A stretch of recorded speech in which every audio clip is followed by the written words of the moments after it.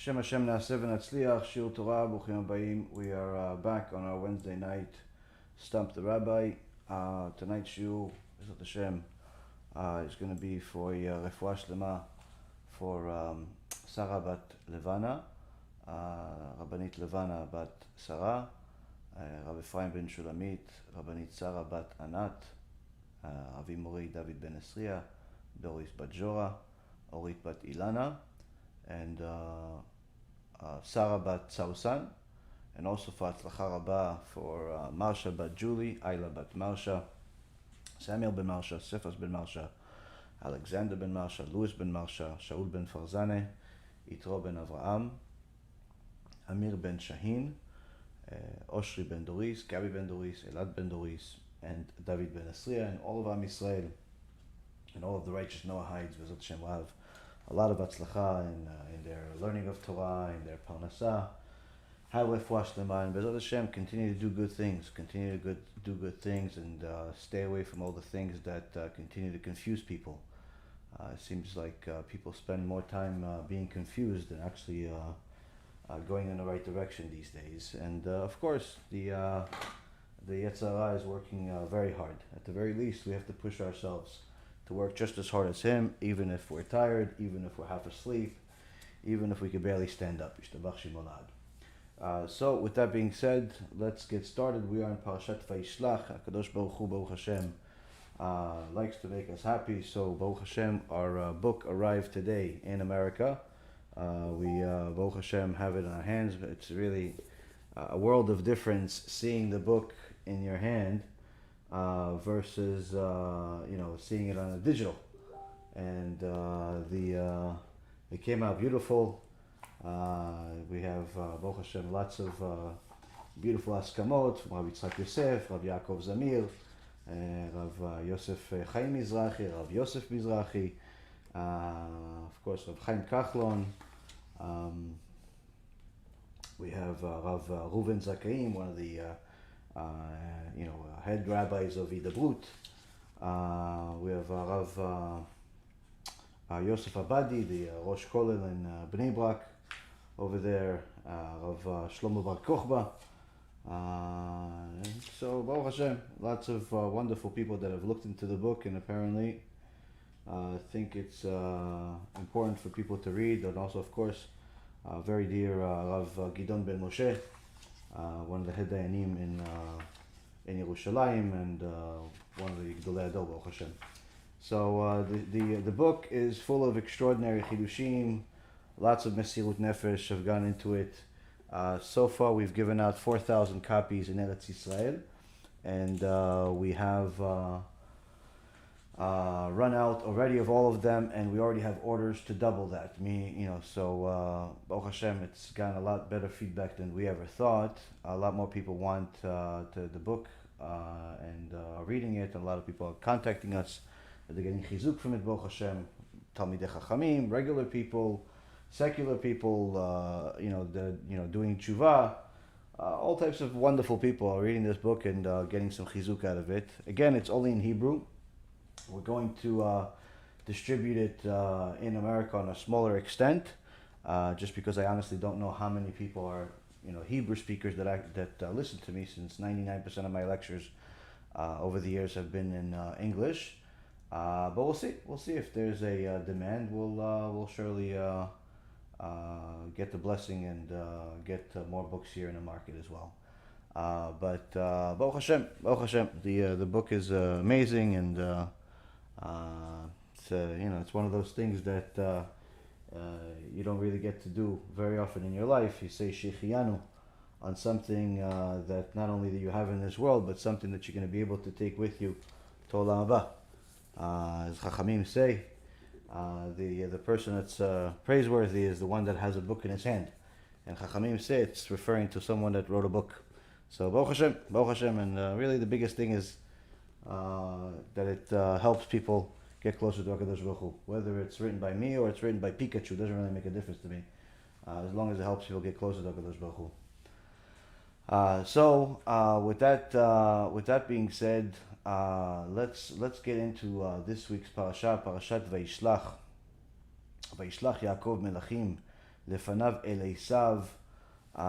We have a YAKOV has left Lavan's house, Lavan Arami, Lavan Aramai. Arami is a Aramean, but the Hebrew language, if you change the order of the letters, it also spells Ramai. Ramai means the cheater, the crook. So he left the crook's house, but he's now going to the mob boss's house, ESAV. And he knows that ESAV has been waiting for him for over 30 years. 34 years have passed since Yaakov has left his father's house, but Yaakov knows that there's a very good chance that ESAV is still angry. He has kept this anger all this time, and that's actually one of the reasons why the Gemara in Masechet Shabbat says that a person that expresses their anger by, let's say, hitting somebody, breaking something, ripping stuff up, expressing their anger in a physical way, should be viewed as if he's an idol worshiper. Should be viewed as an idol worshiper. Why? Because if he's listening to his anger to such an extent, that means he's listening to Yetzirah. Today the Yetzirah is telling him to do this, tomorrow he's going to tell him to do that, and eventually he's going to tell him to serve an idol. Go and pray to Yoshke. Go pray to Buddha. Go and listen to one of these heretical rabbis because they make you feel good, even though you know it's everything they're saying is against the Torah. Go do all of those things, and the person that expresses their anger is considered as if he's an idol worshiper. Shem Yishmor v'Yatzil. So how do we see this in ESAV? We see that ESAV was so connected to his anger that he simply could not let it go. He couldn't let it go. It was part of him. It wasn't something that happens like it does to normal people, but rather it was part of him. And he couldn't let this anger go. The anger was simply dictate his direction in life. And that's the reason why for 34 years, ESAV did not let go of this anger, and Yaakov knew it. Yaakov knew it.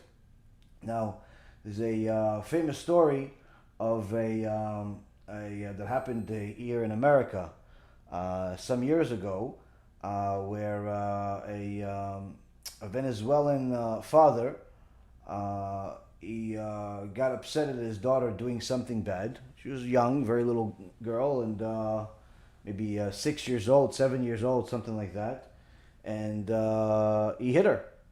And the girl did what a lot of American kids do, which is call the cops.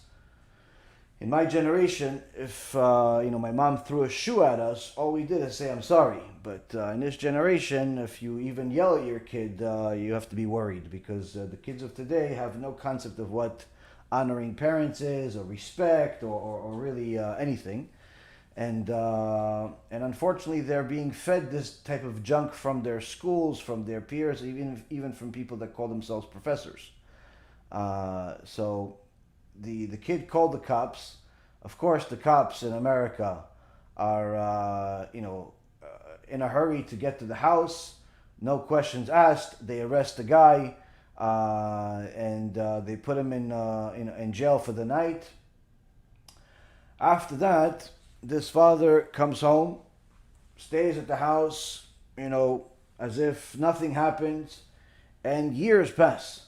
Years pass. One day, the daughter says to her father, she's now 16 years old, and she says to her father, Dad, can you buy me a ticket to go to Venezuela? To go visit Grandma, Grandpa, I haven't seen them in so many years. And the father says to her, you know what, that's a really good idea. It's a really good idea. You know what, it's such a good idea, I'm going to go with you. Oh, wow, really, Dad? Yeah, we're going to go, just me and you, we're going to go. Okay, so buys her the ticket. They get on a plane.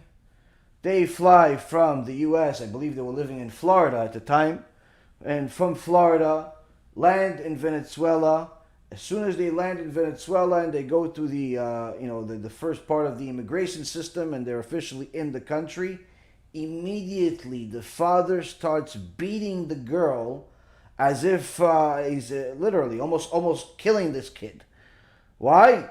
You got me arrested, you chutzpanit, you this, you that, and he hits her, tach, tach. Yeah, but years have passed.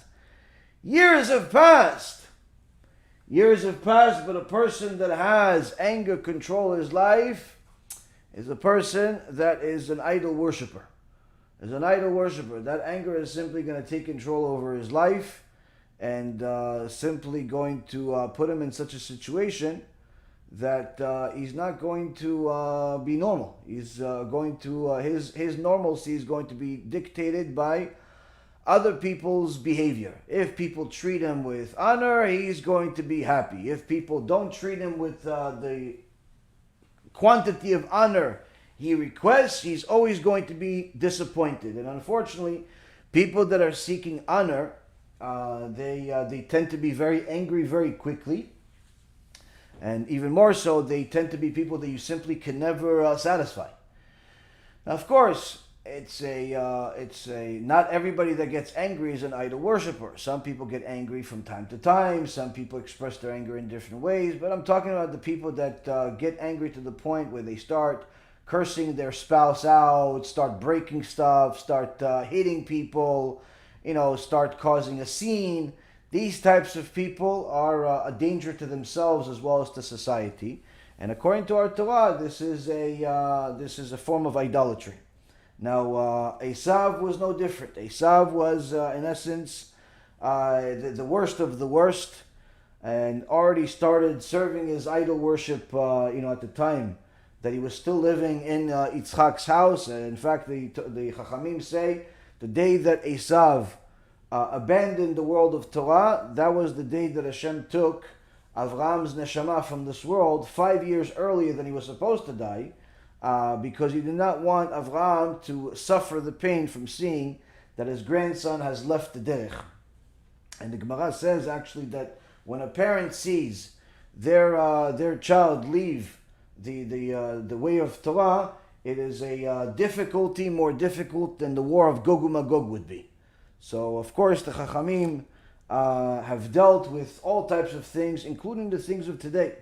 And if somebody would simply learn the Torah like you're supposed to, where you read it and you understand what's being said over there, you literally would find every single wisdom that ever existed, all 7 wisdoms that exist, all types of knowledge, whether it's the things that are in the news today or it's the things that will be in the news tomorrow, whether it's the things that are in your house or in your work, whether it's the business deals that you're doing or the business deals that you should be doing.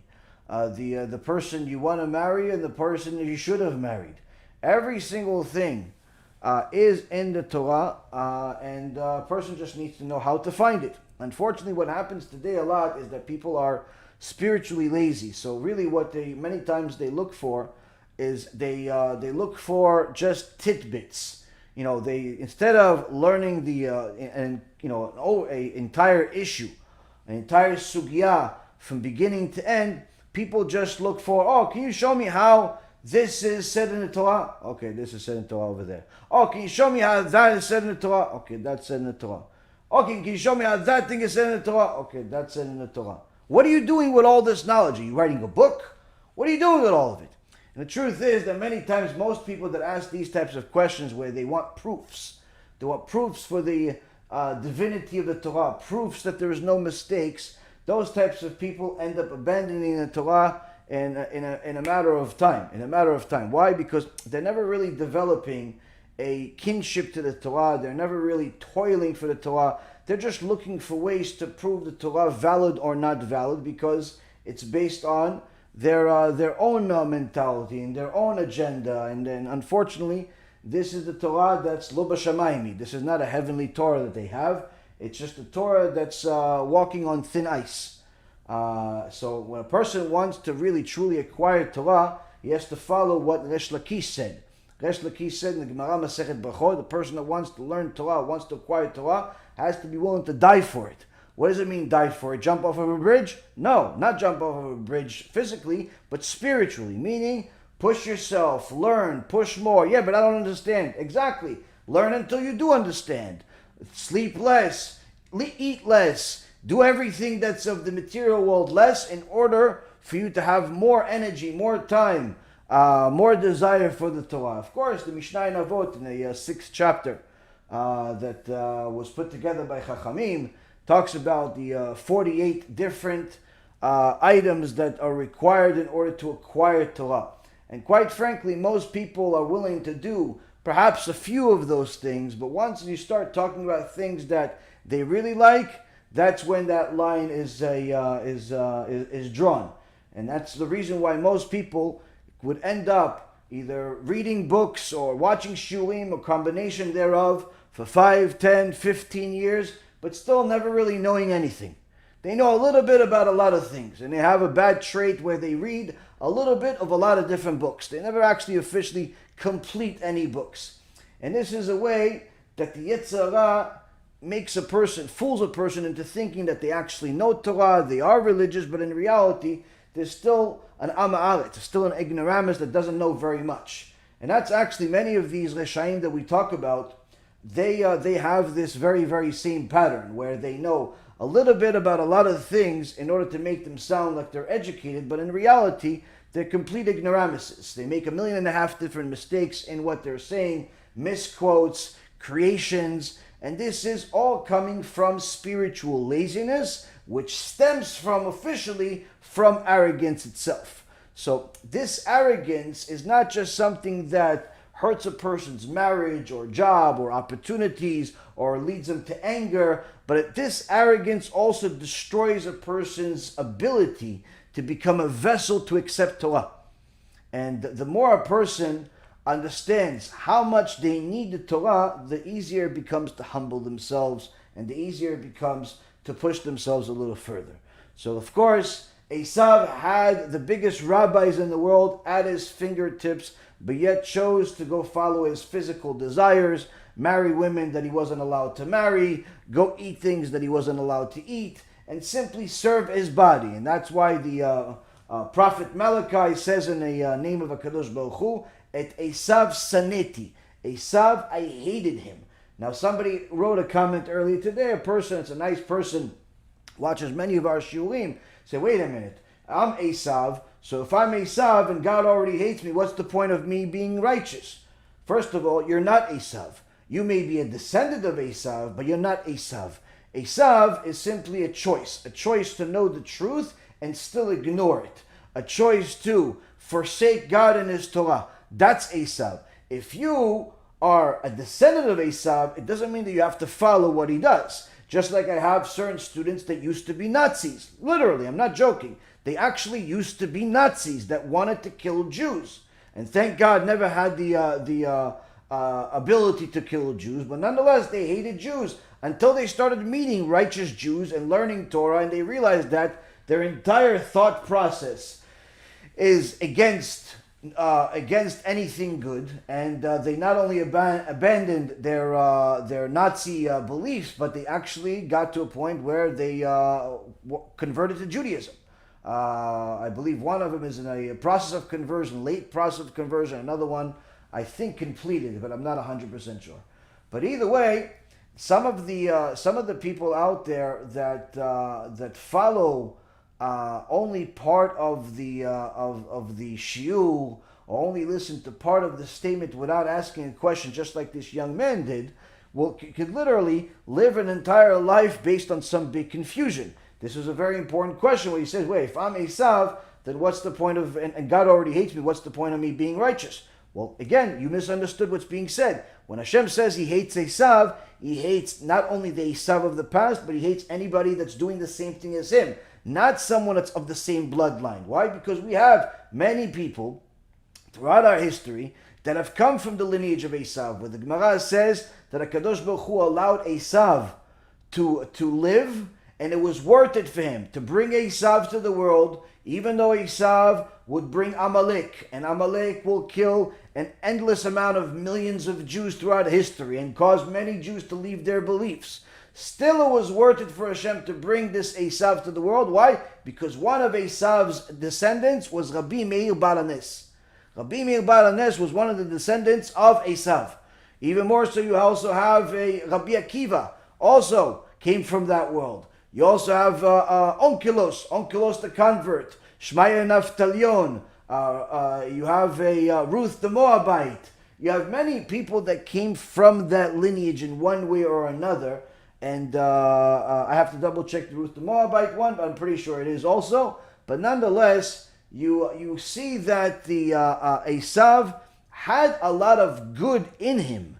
Meaning the potential was good, but he chose bad. So ESAV today, Amalek today, could be a Jew that was born a Jew, but yet is acting like ESAV, and in essence is like what Arav Zilber, alav Shalom, wrote is what's Amalek. Amalek today is not just some people that are walking around with an Amalek flag, but rather people that are doing what Amalek did, which is trying to cool people off, trying to get people away from the Torah, just like these politicians are in Israel, Imach Shemam v'Zichram, Yair Lapid, Naftali Bennett, all of these Reshaim, lefty liberals, pretend right Democrats, all of these people that are literally destroying the Torah in every way, shape, or form that they can. Whether it's giving a big hand and a commitment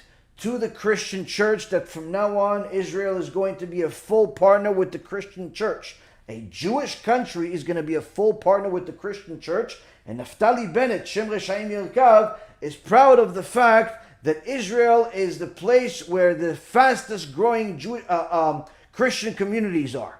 I mean, it's the most bizarre thing in the world that this person even has a kippah on his head.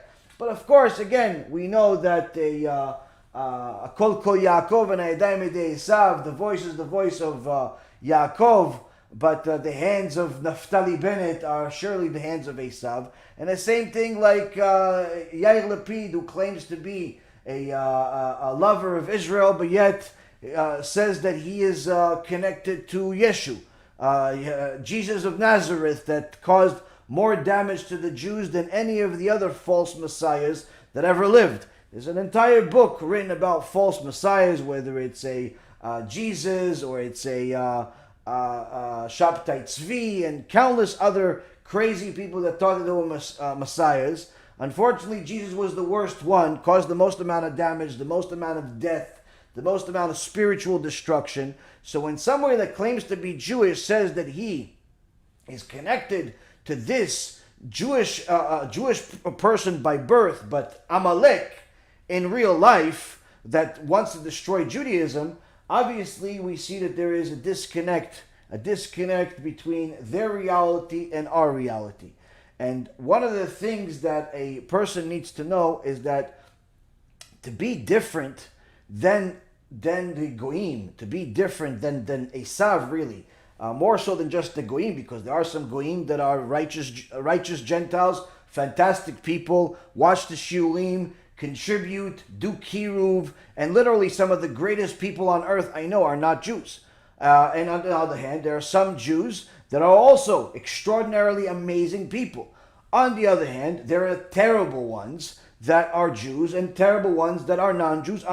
Both are technically part of the spiritual nation of Amalek. So it's Jew by birth or non-Jew by birth doesn't necessarily make a person Amalek anymore. What makes a person Amalek, what makes a person connected to ESAV is their actions. What are they doing with their actions? And it's important for a Jew to know that it is a critical part of your servitude of Hashem to be different than ESAV. Unfortunately, today, a lot of Jews are, even the ones that call themselves religious, do a lot of the things in order to match ESAV, in order to compete with ESAV, in order to look like ESAV. They have their haircuts a certain way, their clothes a certain way, their language a certain way, and unfortunately their spirituality a certain way, and not realizing that to be different than ESAV is not just something that's a mitzvah, it's an obligation. It's an obligation for us to be different than ESAV. And that's why it always baffles me when people that consider themselves religious ask me if they could just wear a hat instead of a kippah. Ask me if they, if they're at the airport and it's time for them to pray, if they could just skip the prayer and pray at a later time because they're embarrassed of praying in front of a bunch of goyim. I mean, people that are embarrassed to be Jewish are people that are unfortunately very, very weak and need to learn that they have all the reasons in the world to be proud, and all the reasons in the world to be proud of their difference. And it's that difference that has preserved our Jewish people more than anything else. In fact, just one of the things that's admired by everybody, that they admire about the Hasidim, is the fact that they're constantly different from everybody else, intentionally different from everybody else as far as their exterior appearance. And Baruch Hashem, when their interior appearance matches their exterior, they're some of the greatest people on earth. Unfortunately, there are fakers sometimes that you see where their exterior looks Hasidish, but their interior is 100% Amalek. Of course, that exists, everywhere.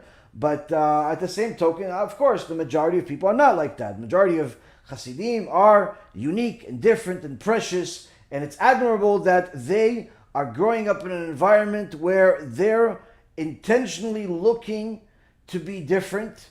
And it's something that we can all learn from, whether you're Sephardi or Ashkenazi or whatever you are.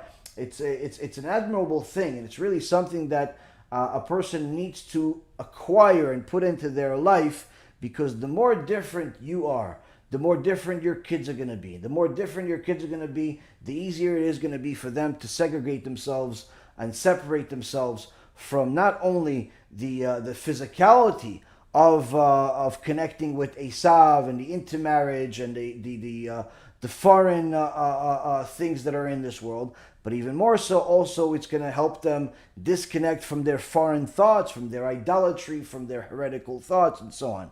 And it's something that each and every one of us needs to learn, and from all of Am Yisrael's Gdolim, that intentionally and actively and proudly make themselves different from ESAV. Now, in this week's parasha, we see that Yaakov sends angels, mamash angels, to ESAV, his brother, and to, in essence, check out what's in front of him. Is ESAV still angry? And of course, after he confirms that ESAV is angry, he sends a bunch of gifts. Now, the interesting thing is that after they officially meet, the meaning is quite different than the initial event. Why? Because initially it was the angels came back and they said to Yaakov that ESAV is coming with an entire army of 400 generals, meaning each one of these generals had his own crew. You're talking about a massive army to go meet Yaakov. Of course, ESAV knew that Yaakov is also strong, but one of the interesting things is that the message that Yaakov told the angels to tell ESAV is a very unique message, where he says to the angels, make sure to tell him, כה תאמרון לאדוני, לעשו, כה אמר עבדך יעקב, עם לבן גרתי ואיכר עד עתה. ויהי לי שור וחמור, צאן ועבד ושפחה, ואשלך להגיד לאדוני למצוא חן בעיניך. So he says he charged these angels, and he says, you should say to my lord ESAV, your servant Yaakov, I have sojourned with Lavan, and I've lingered until now. I've acquired oxen and donkeys, flocks, servants, maidservants, and I'm sending to tell my Lord to find favor in his eyes. So, interestingly enough, Yaakov is sending angels to ESAV, and really these angels can kill ESAV. I mean, if they're angels, obviously they're stronger than human beings. And he tells them, tell ESAV that he's my Lord, I'm respecting him, I want peace with him, but just in case just in case you need to convince him, let him know that I lived with Lavan, and until now. Chachamim say, why would Esav care that you lived with Lavan? Says in Lavan Galti, Galti is if you take the gematria of the word Galti, that he lived with Lavan, the Gimel is 3, the Resh is 200, the Taf is 400, and the Yud is 10, 613. So Chachamim say, tell Esav that I lived with Lavan and I fulfilled the 613 mitzvot. Now, with all due respect to anyone that thinks that this is the basics of it, do you really think this is the basics of it? Like, you have a meeting with a gangster. Okay? This gangster murders people in cold blood in open daylight. Okay? And you know that you're about to meet him face to face. He hates you. He hates you so much. He's pretty much preserved this hatred of you for 34 years. He has dartboards with your face on them. He can't wait to rip your head in 50 pieces. And you are going to send an angel to, instead of kill him, instead tell him, listen, don't mess with me. I kept the mitzvot, all of those mitzvot, while living with Lavan. Why would a gangster, idol worshiper, Rasha, like Esav care about such a thing? Why would that be a defense? The answer is, it's not. It's not a defense. Why? Because as we all know, there is a pardes. Pardes, pshat, remez, drash, sod. We have 4 different extrapolations of the Torah. The simple meaning, the hint that we get, hinted message in different things, the behind the scenes midrash, the story behind the story, and of course we have the secrets of the Torah. So Chamim teach us that he's telling Esav that he kept the mitzvot. First and foremost, you should know, it was not possible for Yaakov to keep all of the mitzvot. Number one, he's not a Kohen. So how is he going to, you have 613 mitzvot, many of those mitzvot, you have to be a Kohen, you have to be in the Bet HaMikdash.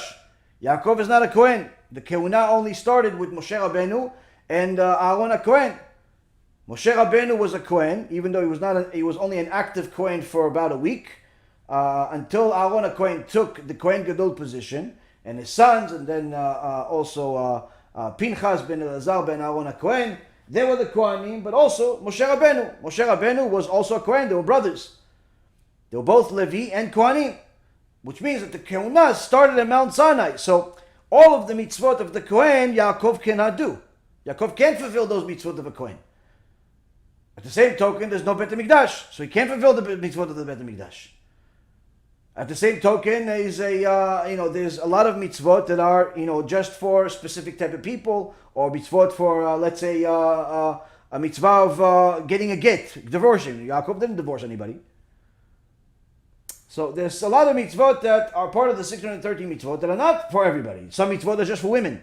Some mitzvot are just for men. Some mitzvot are in the Bet HaMikdash, and so on and so forth. So why is Yaakov saying that I fulfilled the entire Torah, I fulfilled all of the mitzvot? Because Yaakov was a Talmid Chacham and he understood very well, and we wish that we only understood 1 grain of sand as much as he understood. But Yaakov Avinu understood the Torah doesn't work that way, where you have to fulfill the entire Torah in every one of the mitzvot in order to fulfill every one of the mitzvot. Why? Because HaKadosh Baruch Hu gave us many mitzvot, as the Gemara says in multiple places that HaKadosh Baruch Hu gave us many mitzvot to do good for us, and so how is it good for us if we can't fulfill all of these mitzvot? If he gave us all of these mitzvot and the average person can't even fulfill 30% of those mitzvot, so how is that good for us? So of course, a person needs to know that to fulfill all of the mitzvot, you don't have to actually fulfill them actively, but rather you have to learn about them. When you learn about the korbanot of the Kohen, it's as if you fulfill the mitzvah of being a Kohen and giving a korban. when you learn the Torah of a get, of gitin, it's as if you fulfill the mitzvah of giving a get, which B'ezrat Hashem you'll never have to because you'll be married with your spouse forever. The point being is that when a Jew learns the Torah of a certain mitzvah, it's as if he fulfilled that Torah, as if he fulfilled that mitzvah. So what Yaakov Avinu is saying is that despite being next to this gangster, next to this terrible person, Lavan, that was a drug dealer, a murderer, an idol worshiper, and everything else that's bad under the sun, I still fulfilled the entire Torah. Okay, so you fulfilled the entire Torah, but why is that a defense for another gangster to be afraid of you? That's because, Rabotai, what the Mishnah in Avot says, that when a makes a mitzvah, he creates himself an angel. When a person makes a sin, he creates himself a demon. That angel that he created from the mitzvah is now fighting for him. That angel is protecting him. That demon that he created from a sin is now fighting against him, trying to entice him to make more sins, trying to cause trouble in his life, causing him to have marriage problems, children problems, and all types of other problems, financial problems, loses his mazal, and so on. So what Yaakov was saying to Esav is, Esav, listen, I have fulfilled the entire Torah, meaning I have many, many angels. The angels that I sent you are just a couple of my mitzvot. Those are just a couple of my mitzvot, those angels that I sent you. And in case you want to get the message in the way that you talk, he made sure that those angels beat the living lights out of Esav when they got to him. Those angels, the Midrash says, that went to Esav from Yaakov, beat him up senselessly. No one can do anything about it. And then he told those angels, tell Esav, when you're beating him up, we're only two. We're only two of the many angels that Yaakov made. Why? Because he fulfilled the entire Torah. So don't think that you and your 400 generals are anything. Because we're beating you up right in front of all 400 of those generals and they can't do anything about it. Just imagine how many more angels Yaakov has. So here we see automatically that the story is a little bit different once you add a little bit more color to it from the Chachamim that teaches you how the Torah is literally an endless ocean. An endless ocean where each and every single part of it is another piece of the puzzle that makes the picture not only more clear but even more beautiful. So of course Yaakov is proud of his Judaism, proud of his Torah, proud of his mitzvot, and is making sure that everyone knows, especially Esav, I'm not going to hide my Judaism, I'm not going to pretend like I'm not Jewish, I'm not going to wear a hat backwards and look like I'm some baseball player. I am proud of everything that I'm doing. And Esav, of course, also continued going forward. Why? Because anger is what's motivating him. Now, Yaakov did not want to fight him, but he knew that he had to talk to him in a certain language. Just like there's a famous joke where it's well known that the Arabs are very, very violent people. The Rambam calls them the worst people in the world. The Muslim faith Arabs are some of the worst people in the world. The ones that are fanatics and so on. The Rambam hated them with a passion. He says that they're worse than the Christians because you can't even talk sense to them and so on. And now it's well known that Arabs that are fanatics, that are from that type of mindset, that are very, very violent people. They're heartless people. They use their kids as shields just to get some photograph of that kid dead and putting the blame on Israel. They do all types of horrible, disgusting things. Now this type of mentality, unfortunately, is also the mentality of their fake prophet, Muhammad. Now, the Arabs that don't want to adapt to the truth and don't want to change their life and abandon the lies of their forefathers, unfortunately, continue the violence. And there's a famous joke who says that there was one Arab guy comes to an Israeli bank, And he gets to the teller and he says to her, "Give me $10,000. And she says, "Okay, sir, what's your account number?" And this Arab says, "I want $10,000 now." He says, "Okay, sir, you don't have to yell at me. You have an account here?" "Yes, give me $10,000 right now." "Okay, sir, give me your account number." "No, I want the money now." And he's just yelling at her, being completely unreasonable. So of course the Israeli manager sees this, comes to the Arab, the counter, and the Arab is yelling and screaming and being unreasonable. And the president of the shul, of the bank, says to the Arab, No, come, I'll give you the money, come with me. And they go into his office, and he has a glass office, and he says to the guy, and everybody's watching, what's going on, like a fish tank. You have glass office, everybody looks into your office like as if it's a fish tank. What's going on? And everybody's looking, what's going to happen? What's going to happen now? And they see that the Arab responds the same way. "Give me my money. I want $10,000. And all of a sudden, the Israeli takes his hand and trach, gives him 3 slaps, and then says to him, "Okay, write your account number." And the Arab, like a good little boy, takes a pen and writes his account number. And he says, "Okay, go back to the teller, give her this account number, she'll give you the money." So the Arab goes back to the teller, and he says, "Yeah, here you go, I need my $10,000. And the woman, after she gives him the money, she says, "Sir, please, help me with this. You said you wanted the money. I asked you, what's your account number? And you just continued yelling at me. My boss slapped you 3 times. And you gave him the account number with nothing. Why? Didn't I speak clearly enough?" He said, No. You spoke. He explained. And as funny as it is, there's truth in it. Sometimes there's certain people, they don't understand until you slap them, until HaKadosh Baruch Hu slaps them into reality. And this, unfortunately, is the mentality of certain types of people that do not allow themselves to progress because of arrogance, because of anger, because of ignorance, and so on and so forth. Now Yaakov did not want to fight, but he knew that the language that ESAV speaks is violence, and therefore he sent the angels to go beat him up and show him, listen, we can kill you and all of the people here, not just with us because we have many others.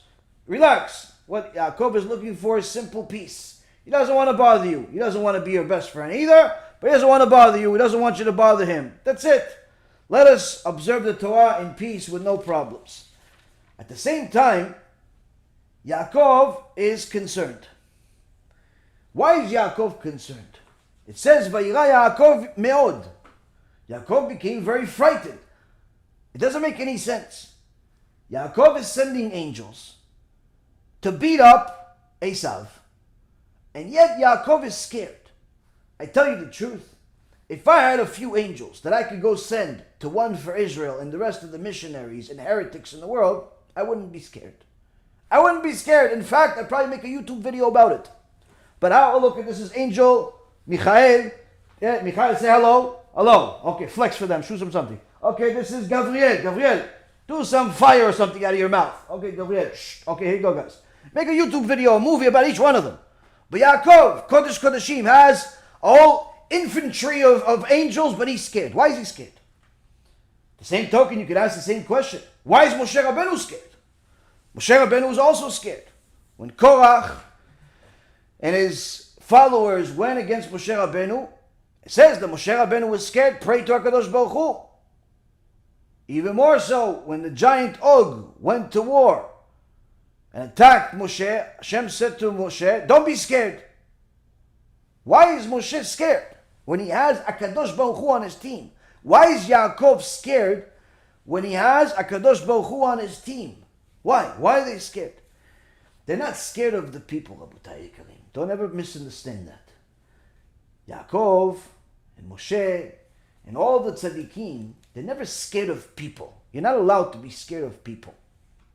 You're only allowed to be scared of Hashem. But as the Ramban, Nachmanides, writes in his Igeret HaRamban, and for anyone who hasn't watched the series that we made about the Igeret HaRamban, highly recommended series. And if you remember, in that series we discussed how the Ramban teaches that a Jew that wants to be a righteous Jew, a human being that wants to be a righteous human being, even if they're not Jewish, could follow what the Ramban is saying and become righteous through these actions. And one of those actions is to humble yourself. But a lot of people say humble yourself. What does humbling yourself mean? The Ramban extrapolates it and says, humbling yourself means look at everybody as if they are more righteous than you. Don't look at them if they're richer than you or poorer than you. That's not of a significant value. Look at them as if they have more merits than you. Why? Because if they're rich, perhaps it's an illusion, perhaps really they're not really rich, perhaps they have a lot of debt. If they're poor, perhaps they're more rich than you as far as money. But something that's going to consistently help you humble yourself is look at everybody as potentially has more merits than you, merits that you did not even fulfill yet. They perhaps honor their parents better than you. They perhaps learn more Torah than you. They may give more tzedakah than you. They may pray better than you, and so on and so forth. Look at everybody as if they have a merit that you don't have in your account. Meaning that Yaakov and Moshe Rabbeinu, they were so righteous, they were so humble, that they literally tried to perfect themselves each and every single day. Moshe Rabbeinu becoming the humblest man that ever lived and ever will live.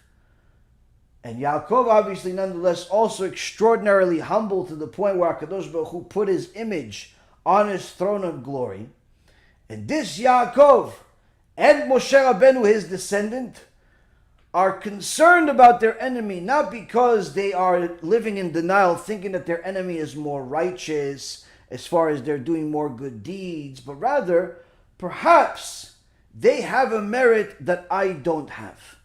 And perhaps the merits that I do have, I already got paid for them. Or I'm not going to get paid for them in this world. Just like Yaakov says, Katonti mikol hachasadim mikol haemet, asher asita et avdecha, ki b'makli avarti et hayarden hazeh, ve'ata hayiti lishne machanot. Yaakov says in chapter 32, verse 11, I have been diminished by all of the kindness and all the truth that you, meaning Hashem, have done your servant. For with my staff I crossed this Jordan, and now I have become two camps. Meaning that whatever merits ESAV has, I don't know, but surely he may have something that I don't have. And even more so, whatever I have, perhaps I'm not going to get paid for them in this world, and only in the next world. And if I got paid in this world, I probably already got paid, because look, I came to Lavan's house only with a stick. That's all I had, a stick. Because all of the money, all the things that I had, ESAV's son, Eliphaz, took for me in replacement of my life. When I ran away, Eliphaz, who was Yaakov's student, chased down his rabbi, Yaakov Avinu, on a mission to kill him. And Yaakov said to him, listen, it says in our Torah that a person that's poor is like a person that's dead. Take everything from me. It's as if you fulfilled your father's will and you killed me. And that's exactly what he did. All he left him with is just a stick. So Yaakov in essence was considered dead. So he said, look, I was considered dead, and now I have two camps full of wealth, full of family, full of kids, full of happiness, full of Torah. So I probably already got rewarded for the good things that I did. Whatever reward I'm going to get in this world for them, I already got. And whatever reward I didn't get, I'm probably not getting in this world. I'm getting it in the next world. So, but ESAV on the other hand, is a Rasha. He's a Rasha, and it says in the Torah, Meshalem el sanav el panav la'avido. HaKadosh Baruch Hu pays his haters cash to their face, meaning that whatever merits he has, whatever good he did, Hashem has to pay him that reward in this world. Meaning that it can actually be right now that Hashem pays him that reward. So that humility that Yaakov had is what led him to this fear. And the reality is, this is where we should all aspire to get to at some point in our life, even if it's just for a moment. Because it's very easy for a person to look in the mirror and think of themselves as better than what they really are, smarter than what they really are, more righteous than they really are. And anytime somebody questions them, and anytime somebody doubts them, they automatically become defensive. Rather than saying, perhaps, maybe I do need to get better. Many people have a tough time facing the truth that they actually have an obligation to get better. And that's really the only reason why they're in this world, is to get better, to do better. If you're already doing perfect, you wouldn't be in this world. But Yaakov Avinu is teaching us here is that yes, I have merits. He's not a delusional person. He's not a depressed person that thinks that he's wicked. He knows he's righteous. He knows that he's a Talmid Chacham. He knows that he's a good person. But he says, listen, of course, all of the good that I'm supposed to get, that reward that I'm supposed to get, is not going to be all of it in this world. Only a fraction of it is going to be in this world. The rest of it is in the next world. And I got so much already from Hashem that most likely it's according to the human logic, I already got all the reward I'm going to get, all the protection I'm going to get, all the things I'm going to get in this world. Technically, I got even more than what I deserve, according to my calculations. But of course, Hashem has different calculations. On the other hand, ESAV, I don't know if he got his reward in this world. Why? Because he's a Rasha. So even though he's a Rasha, he's going to get punished, he's going to go to Gehenom and all that other stuff, whatever good he did, he has to get all of that reward in this world. So that means that there's going to be a lot of money, a lot of power, a lot of strength, a lot of everything he's going to get in this world, because the reward for a mitzvah, for a good deed, is literally something unimaginable. So when a Kadosh Baruch Hu gives a person that's wicked, that goes against the Torah, a reward in this world, it looks like this person is getting so much, as if he's getting blessing from Hashem. Little does he know he's really getting cursed from Hashem. He's getting destroyed by Hashem. But the point is that you see here that Yaakov Avinu is concerned drastically from this particular issue. And then he says the very famous statement, Atzileni na miyad achi miyad ESAV, ki yireh anochi oto pen yavo v'ikani em al banim. Yaakov Avinu says to Hashem, despite all of this, despite all of the reward that I already got in this world, despite all of the things that I have reserved for the next world, still Hashem, I pray to you. Why does he pray to Hashem? Rescue me, please, from the hand of my brother, from the hand of ESAV, for I fear him lest he come and strike me down, mother and children. Here we see that Yaakov Avinu is praying to HaKadosh Baruch Hu, and Chachamim say that Rashi actually on the Pasuk says that HaKadosh Baruch Hu put a certain type of fear into Yaakov Avinu because HaKadosh Baruch Hu likes the prayers of the tzaddikim.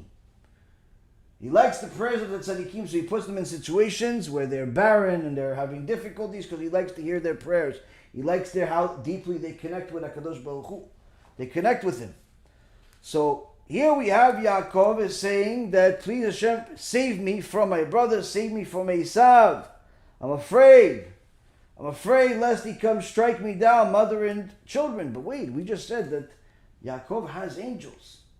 Perhaps there's more to this pasuk. As I said, there's the pardes, the pshat, the basic meaning, which we just read.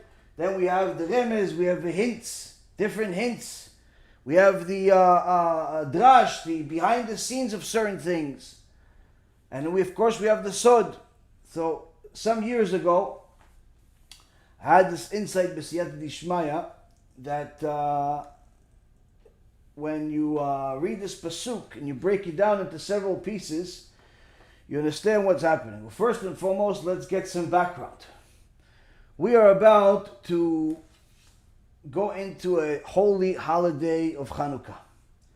Hanukkah was a time where we are celebrating the survival of Judaism, the survival of the oral Torah.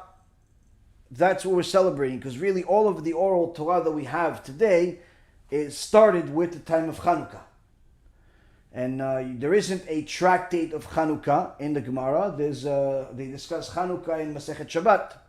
But nonetheless, Hanukkah is a very holy day, very special time where we had miracles. But it also taught us a very valuable lesson about ESAV. It taught us a very valuable lesson about our brother. It taught us a very valuable lesson about this particular pasuk, this particular verse that says, "Save me from my brother, save me from ESAV." The Midrash in Otzar Midrashim Eisenstein, in a section talking about Hanukkah, page 193, and also in the Yalkut Yosef, a section about Hanukkah on page 29, says that the evil Greeks came to force decrees on Am Yisrael, and they decreed that whoever dares to mention the name of HaKadosh Baruch Hu will be impaled by the sword. And many Jews ended up, because of their fear for their own lives and weakness in their belief, converted to the idolatry of the Greeks, turning their backs on the Torah. And there was a famous heretic that didn't only convert to the idolatry of the Greeks, but actually became one of the biggest enemies the Jewish people ever had. Not just during that time, but ever. A Rasha by the name of Tatni ben Pachat, who constantly, after converting to the Greek idolatrous belief, constantly thought of new ways to undermine the Jewish people, and ended up advising his Greek cronies how to destroy the Jewish people spiritually in order to win physically. By saying to them first that as long as the Jewish people will continue to bring sacrifices to the Bet HaMikdash in the morning and the afternoon, they'll have earned enough merits in heaven to protect them from the sword of the Greeks. And therefore, first thing you need to do is to forbid the Kohanim of the Jewish people from making any of these sacrifices. Then this Rasha named Tatni ben Pachat Shem Reshaim Yirkav told the Greeks that HaKadosh Baruch Hu hates immorality, just like Bilam told Balak, Bilam told Balak, if you want to win against the Jews, send all of your non-Jewish girls to their camps. Once they start sinning with the non-Jewish girls, that's it. HaKadosh Baruch Hu is going to punish them himself. You won't even have to kill them. Hashem will kill them for them. Because he hates immorality. One of the most immoral things that a person can do as a Jew is by being intermarried. Intermarried doesn't literally mean they have to go to the courthouse and get married. If they commit a intimate relation with a person of the opposite gender or the same gender, Shem Yishmor v'Yatzil, that's forbidden to them, that's immorality. All of these homosexuals are considered an abomination in the eyes of Hashem, considered disgusting, enemies of Hashem. All of these people that marry non-Jews, Jews that marry non-Jews, are putting themselves in a class of enemies of Hashem. Of course, if they do tshuva, they're welcome with open arms, and we celebrate their return. But nonetheless, when a person intermarries, they do not understand how much damage they're bringing to their life. And also, they are simply helping, the only people that they're helping is the lawyers, because those marriages tend to end up as nasty divorces in a matter of time, whether it's a year later, 5 years later, 10 years later, but it always ends up a disaster in the end. There are many famous stories from the Holocaust of different Jewish people that were intermarried and completely abandoned their Jewish faith, only to see their non-Jewish spouse send them to the Nazis and kill them and murder them with their own hands. Now, this Tatni ben Pachat, Imach Shimo v'zichro, thought that his help of joining the Greeks was going to protect him. Little did he know that he's going to get killed and die an unusual death and have an eternal suffering thereafter. And therefore he told his Greek friends that the God of Israel hates immorality. And if you want to beat the Jews, induce them to live sexually immoral lives by promoting homosexuality, promoting intermarriage, promoting promiscuity. All of the filth of the world, promote it specifically in the Jewish communities, or invite them into them. Make it free for them. Do whatever you can to get them to jump on board, because once the Jews become immoral, that's it. They lost favor in the eye of Hashem, Hashem Yishmo. And the Greeks decreed that one of the ways to do it is to outlaw the ketubah, which is a requirement for a Jewish person to marry a woman. He needs to sign a ketubah. And they outlawed the ketubah, saying that anybody that writes a ketubah for his wife will have his fingers ripped off. And this Tatni ben Pachat Imach Shimo v'zichro kept giving the Greeks more and more ideas to undermine the Jewish people, even though he was technically one of them. Forgetting who his creator is, not saying his name on a regular basis, literally in itself makes a person much more like a Greek than a Jew. Now, in this pasuk, that Yaakov Avinu is saying to HaKadosh Baruch Hu, Atzileni na miyad achi miyad ESAV, save me please from the hand of my brother, from the hand of ESAV. It's a ki yireh anochi, because I'm afraid that he may come and hit me, a mother upon children. It's not just a statement that he's talking to Hashem, but also a prophecy for us, where the Greeks tried to destroy us spiritually. But they didn't do it alone. They only succeeded destroying us spiritually, and even until this day, have some Jews with Greek mentalities, many Jews with Greek mentalities, and in some cases, in some neighborhoods, more Jews with Greek mentalities today than they even had back then. They didn't do it with their own mind, but rather they did it with the help of Jews. Hence the reason why Yaakov is saying that Atzileni na miyad achi, Hashem, save me from my brother. Save me from people like Tatni ben Pachat. Save me from those people. Miyad ESAV, also save me from ESAV. Who's ESAV? ESAV is Edom. ESAV is Rome. ESAV is America. ESAV is all of the people that are simply looking to destroy the Jewish people just because they want to. That's it. They don't have any valid reason whatsoever. They simply do not want the Jewish people to exist. As Rabbi Shimon Bar Yochai says, ESAV hates Yaakov. There is an inner spiritual hatred between ESAV and Yaakov that's within nature. And whenever you see that there's anti-Semitism is down, it's not because ESAV all of a sudden likes Yaakov. It's just simply because Hashem has not turned on the button as high. The lever has gone down a little bit.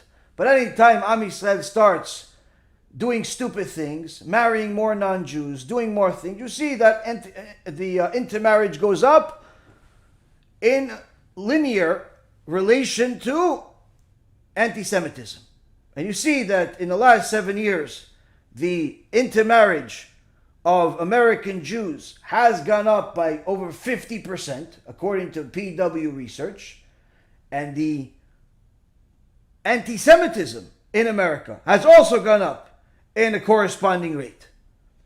So Yaakov is saying, Hashem, please save me from my brother. Who's my brother? The brother that's going to abandon Judaism and go help the Christians. Go become one of the people from One for Israel, Imach Shimam V'zichram, who has an entire slew of Jewish people that are the biggest enemies of the Jewish people. A bunch of mityavnim. They have videos of them all saying we abandon Judaism and we all believe in the idolatrous practices and the beliefs of the church.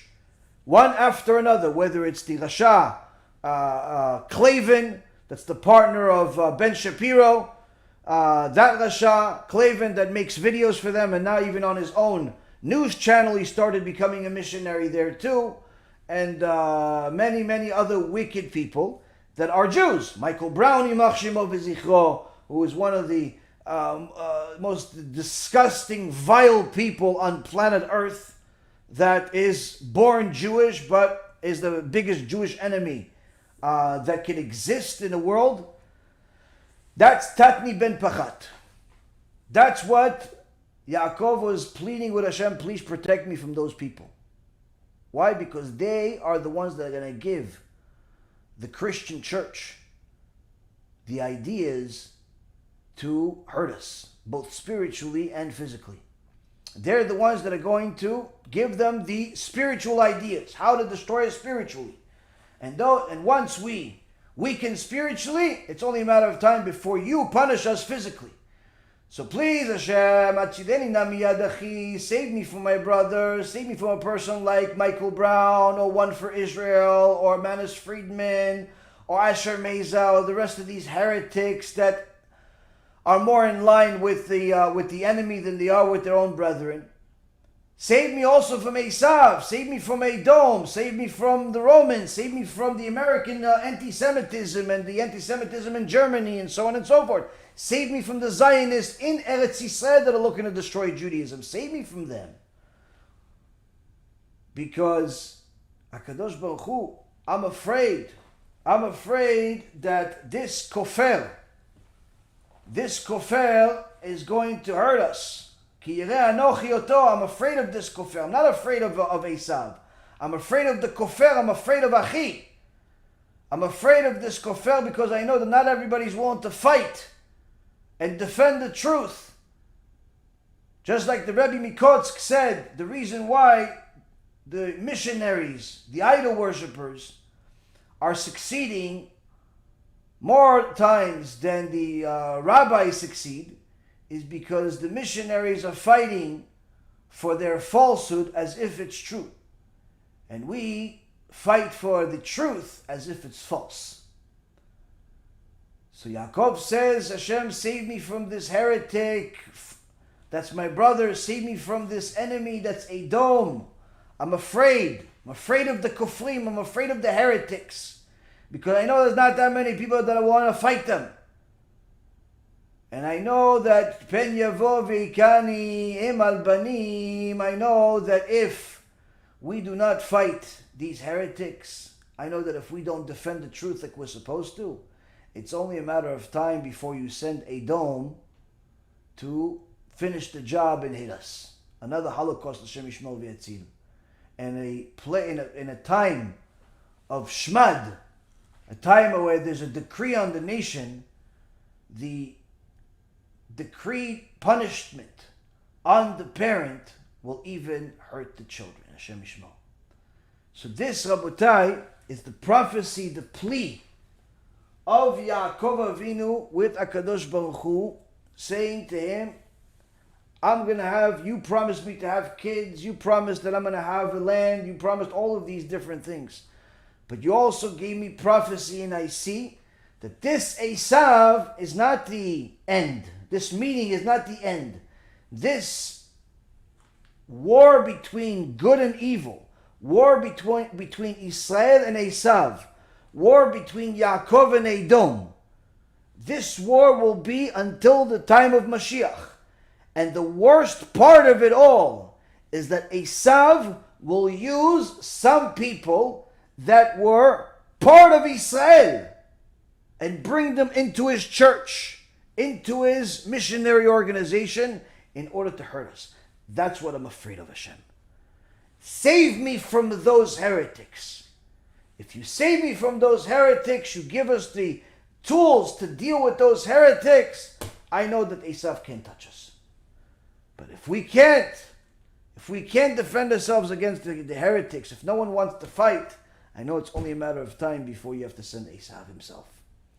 And at that time, whether it's the parent that made the mistake or the child made the mistake, won't make a difference. This, Rabotai, is a rebuke, a warning, but also a reality check. A reality check that we see very much in today's world, that obligates us more than ever to fight for the truth, at the very least, as much as they fight for their falsehood.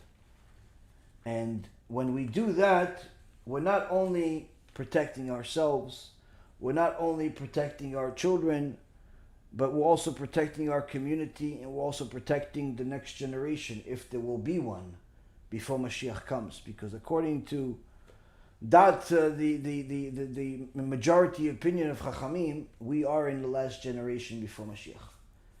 So either way, whether it's now or it's in 20 years from now, doesn't make much of a difference. We're in that time. We are in that lifetime. And a person sees the Jewish neighborhoods deteriorate, the religiosity in some place deteriorate, and knows that something has to be done. YAKOV in Parashat Vayishlach says there is something to be done. Pray for HaKadosh Baruch Hu to help you and give you the strength to fight against the inner enemy, the heretics, the missionaries, all of those people that are trying to hurt us spiritually. Because if they hurt us spiritually, surely the physical damage will follow. But if they do not hurt us spiritually, no power in the world can ever hurt us, because HaKadosh Baruch Hu will protect us. This, Rabotai, is a very, very much a needed understanding for each and every single Jew, to at least take their own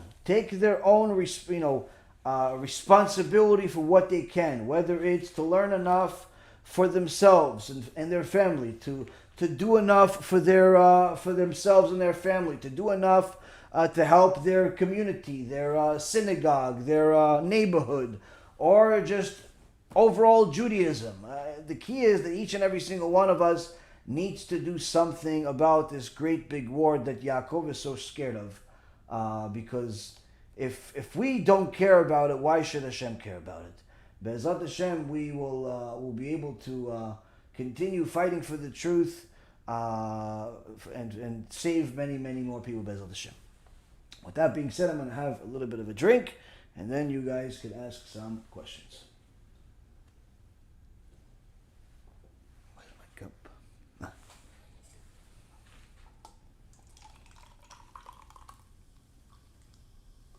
I made a blessing before.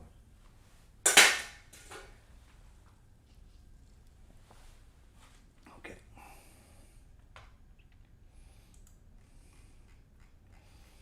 Let's see. Okay, so any of you that have sent a question already, the first question that I see is by Reuven Teller, because once the lines go, for a while, and the more text messages are made on the thread, the old questions disappear. So I don't know if you've asked anything before that. First question that I see is by Reuven Teller, asking, should a person wear Rabbeinu Tam Tefillin if they are not part of a community that doesn't? Well, a Jew that's married needs to wear Rabbeinu Tam Tefillin. I know that in Chabad, they recommend even Jews that are not married to wear Rabbeinu Tam Tefillin, but many Chachamim oppose that. But if a Jew is at a level of observance where it's never a question of whether they're going to pray or not, it's never a question of whether they're going to learn Torah or not, they're already strong enough, they've been religious for some time, or they're from birth, and they're married, they should wear Rabbeinu Tam Tefillin. But if it's a person that's relatively newly religious or just converted a few years ago, let them settle in and get a little stronger before they add another pair of tefillin to their life. This is the reason why many of my students, when they first start doing tshuva or they first start converting, I don't tell them to put on Rabbeinu Tam Tefillin. I don't even mention the subject to them, simply because I know it's a huge undertaking, not just financially, but it's a huge undertaking altogether. and it's not recommended for somebody to just take it on. I could tell you myself, my rabbi didn't even tell me about it until I was religious, I think for at least like 5 years or something like that. So it's not something that you just throw into something as, just do this too. It's not a big deal. It's another 5 minutes. No, there's a lot that goes into it. And it's not recommended for just anybody to do it. But of course, somebody that's a very serious person that learns Torah, is very serious about everything, and is married, they should put on Rabbeinu Tam Tefillin. Of course, you should buy it from a reliable sofer and not just from some random place. We actually just started getting Rabbeinu Tam Tefillin recently. We didn't really deal with them for most of the time until the last, I think, maybe few months, 6 months or something like that. Just because, number one, there is it's much more expensive, and there's less people doing it.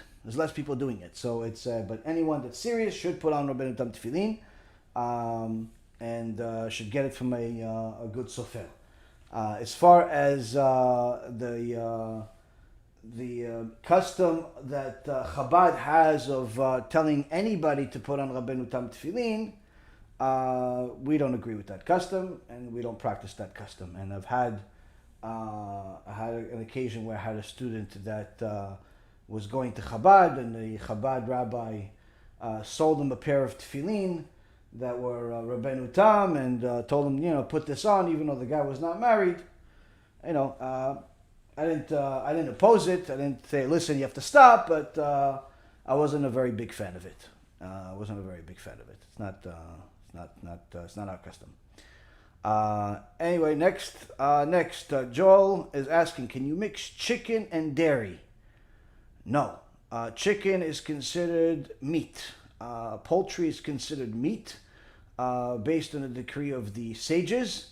And therefore, anytime you eat meat, whether that meat is the meat of a cow or sheep or something like that, or it's poultry, whether it's from a whatever bird that's a kosher bird, a chicken, a goose, or whatever, a duck, anything like that, it's a turkey, that's considered the same thing as meat, and a Jew has to cook them separate from any dairy and wait 6 hours until they consume dairy.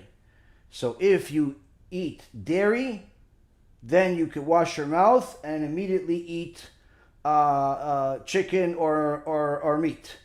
You don't need to wait. But if you eat meat or poultry or chicken, then you have to wait 6 hours until you consume dairy. And for sure, you cannot cook them together. Michael's asking, what's the minimum for a Jew to be considered a Torah scholar as a point of to aim for? Talmid Chacham is somebody that knows where the answers are for pretty much almost everything. Meaning that he doesn't need to know everything by heart. He doesn't need to know everything, but he needs to know at the very least general knowledge about everything, but he needs to know how to get the answers, where to get the answers, and most importantly, he needs to have Yirat Shamayim. He needs to have fear of heaven. A Talmid Chacham, a person that knows a lot of information, but doesn't have Yirat Shamayim, doesn't have fear of heaven, the Gemara says this person is worse than a dead animal in the middle of the street, because the person that knows a lot of information but doesn't know if his answer is right, if he has no Yirat Shamayim, he has no fear of the Almighty, he'll just shoot off the cuff and give you whatever answers he wants. Similar to what Asher Meza does and other Rashaim like him.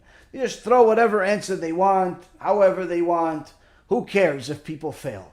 And he'll tell you whatever he wants, whatever fits today, even if he's going to change his mind tomorrow.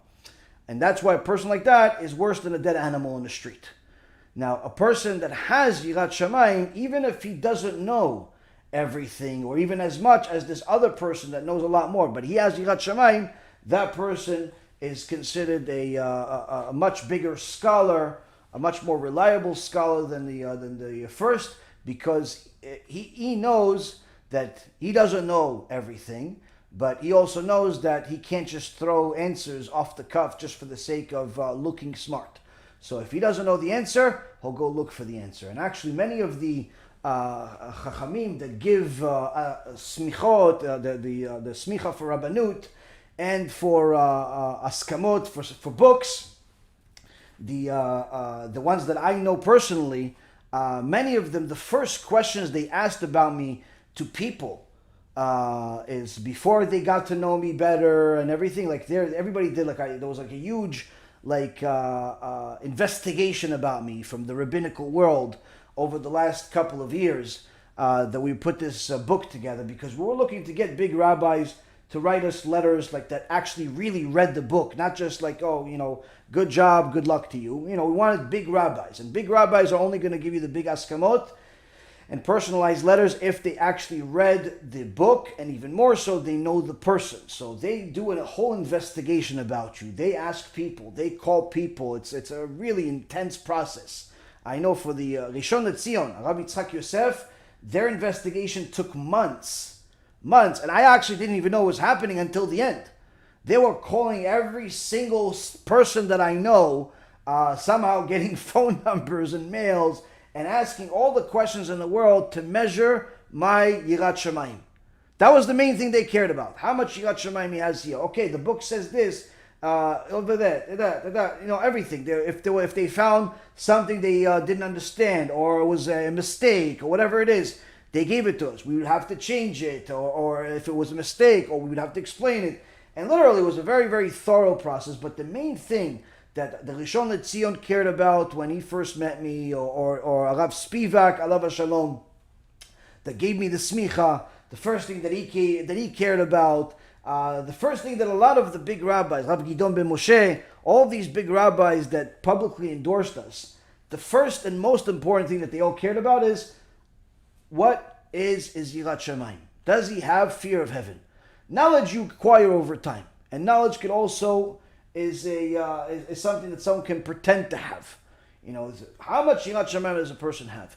And that's one of the main things. So if a person has Yirat Shamayim and also knows where to get the answers for everything, and of course has basic knowledge of basic information, that's a Talmid Chacham.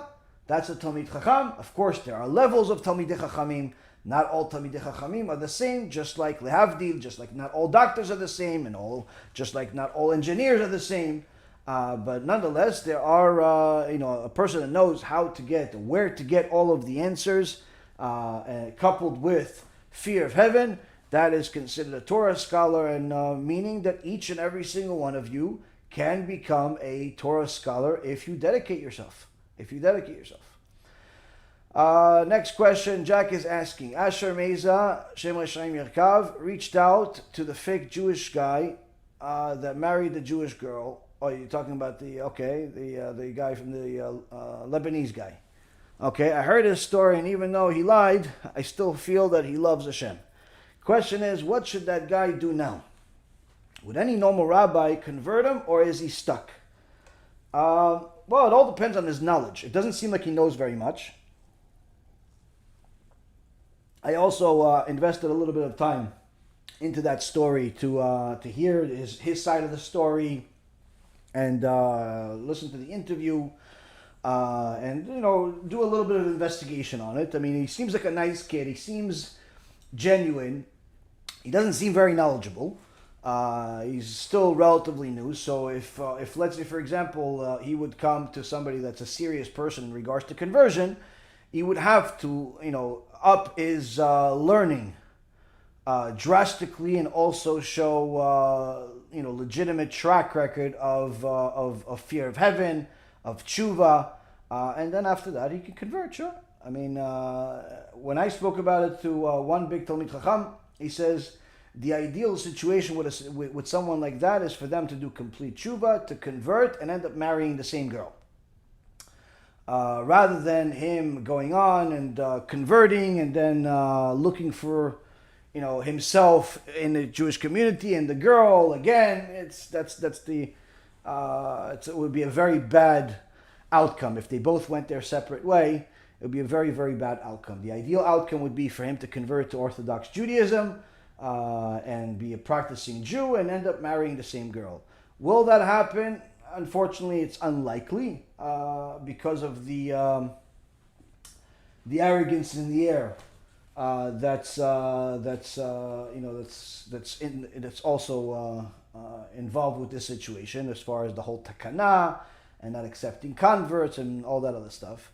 Again, he did lie, and he's definitely has to understand that he did cause her damage that he's not aware of, and it's not even the damage that people are talking about as far as she didn't know he was not Jewish and so on, and he doesn't even realize the damage that he made. I mean, first and foremost, when a Jewish girl is, we actually learned from this week's parasha. This week's parasha, we see in chapter 34, it says, "V'titzeh Dinah bat Leah," that Dinah, the daughter of Leah, was born to Yaakov, went out, looking over at the daughters of the land. She was looking at the Goyim, and the Shechem, the son of Hamor, Shechem, the son of the donkey. His father's name was Donkey. His father's name was Hamor. He acted like a Hamor. He acted like a donkey himself. Yimach Shemo. He raped her. And the Torah says that he made her impure. Timaota. So first of all, when a Jewish girl is with a non-Jew, or vice versa, Jewish boy with a non-Jew, they're automatically they acquire a certain type of tum'ah, a tum'at goya, tum'at goy, which is a very, very serious tum'ah. Second, we also see in the pasuk in this week's parasha where it says "Vatidbak nafsho bedina," says that the soul of the goy of Shechem was now cleaved to Dinah. Chachamim say, where's it was cleaved to Dinah? The Gemara says anytime a Jew is intimate with a non-Jew, their souls get cleaved to each other like a dog, and they'll have to reincarnate as a dog. They'll have to come back to this world as a dog unless they do tshuva. So this is another problem. The next thing is that the brothers before they kill Shechem and his people, the sons of Yaakov say that this act was a nevela asa b'Yisrael. He's committed a despicable act. It's considered despicable for a Jew to be intimate with a non-Jew. It's not an admirable thing like the Reform people say. It's considered despicable. And of course, despicable in the eyes of Hashem. And last but not least, at the end of this particular sugya or this section of Parashat Vayishlach, the brothers Shimon and Levi teaches something extraordinary and painful, but nonetheless halacha, which is akezona ya'aseh et achotenu. Should he treat our sister like a prostitute? Chachamim say when a Jewish girl is intimate with a non-Jew, she is considered the same as a prostitute, as a harlot. And therefore, she is never allowed to marry a Kohen. She's allowed to marry a Israel, but she's never allowed to marry a Kohen. Why? Because a Kohen is forbidden from marrying a prostitute. Yeah, but she did it. She was only 16. She didn't know. She did tshuva. Okay, it's nice. She did tshuva. Good for her. Good for everybody. But there's a rule in the Torah. There's a halacha in the Torah. A girl that was intimate even one time, even for 2 minutes, with a non-Jew is forbidden from ever marrying a Kohen. Why? Because a Kohen has specific rules pertaining to him.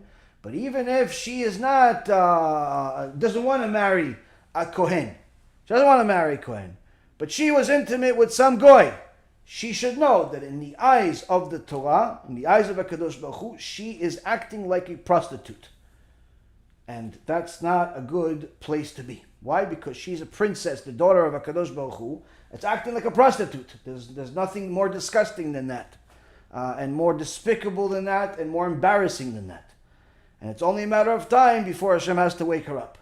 So this young man, he in essence put one of our sisters from the Syrian community in a status of a zona, unintentionally, but nonetheless, it is what it is. He put her in a despicable situation. He put her, neshama, in a despicable situation where her neshama is now glued to his neshama, even though it's accidental, unintentional, whatever you want to say it is, the damage is still there. Once the bullet comes out and it kills somebody, it doesn't matter if you meant it or not. It doesn't make a difference. The neshama is still glued.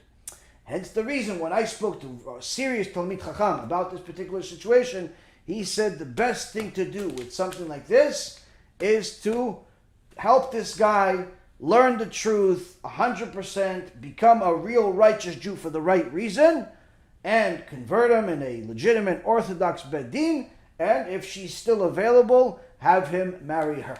The same girl that he was already with. That's the best circumstance, because that would actually be a complete tshuva for both of them. Because tshuva is 4 steps. 1, stop the sin. 2, make offense so you don't repeat the same sin again, meaning learn about the sin, don't go to the certain places where you sinned, and so on. 3, regret the sin. Cry to HaKadosh Baruch Hu, plead with them, say I'm sorry that I made the sin. And 4, have HaKadosh Baruch Hu testify that you have done tshuva.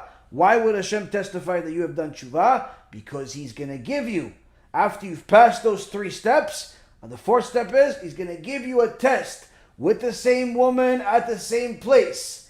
And if you pass the test, then Hashem will testify for you Himself that you are a Baal Tshuva.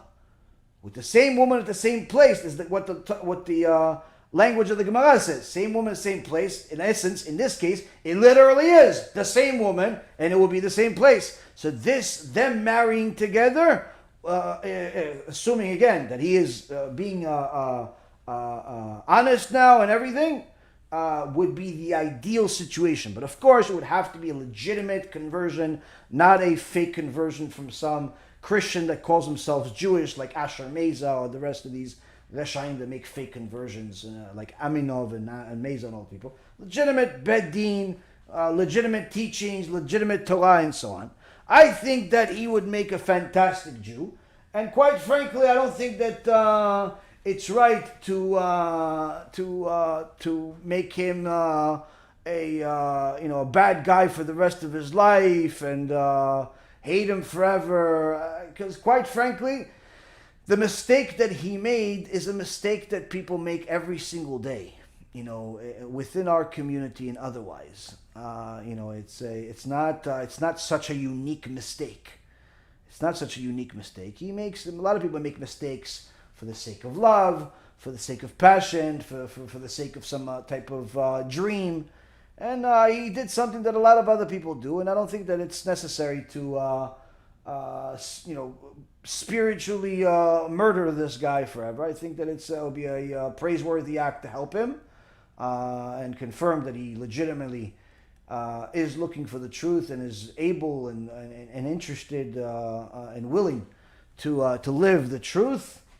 Then I think it would be a fantastic addition to Am Yisrael. Let's see.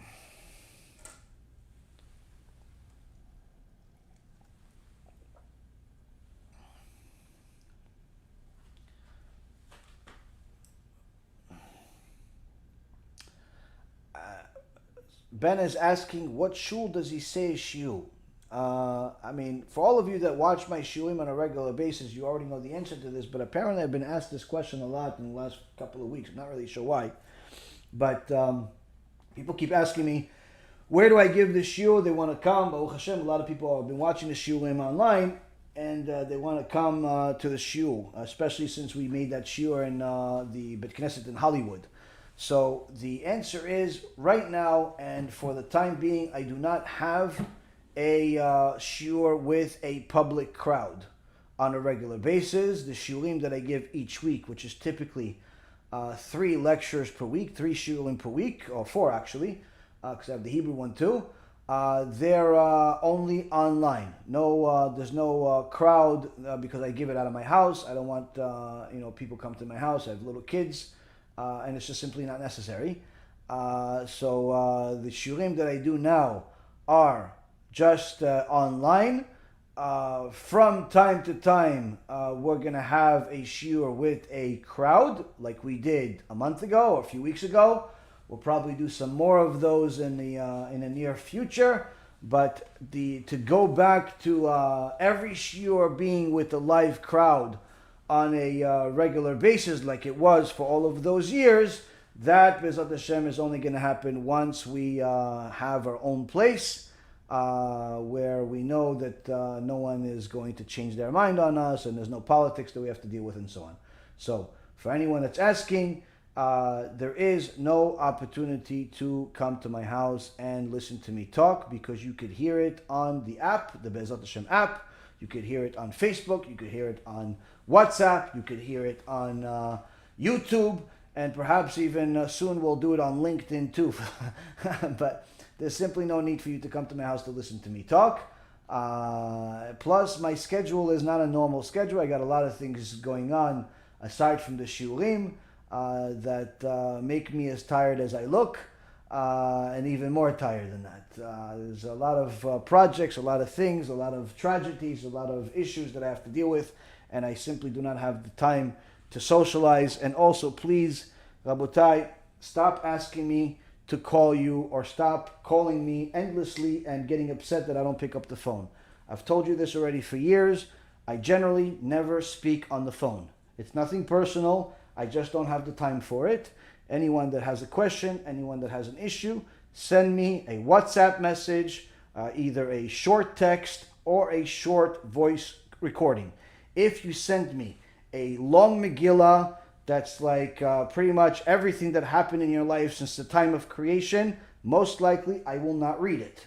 If you send me a 10-minute recording, most likely I will not listen to it, or at least not anytime soon, because there are hundreds and hundreds of other messages that their blood is just as red as yours.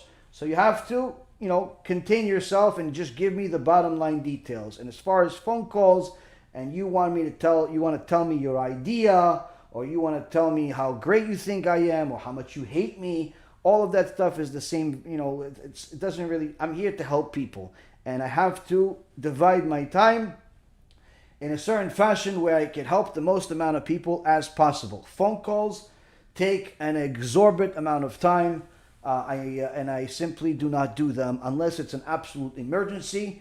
And please don't call your situation an emergency, because I'm going to evaluate whether it's an emergency. And if you tell me it's an emergency and I know that it's not an emergency, most likely I'll stop answering your messages too, because you're an insane person.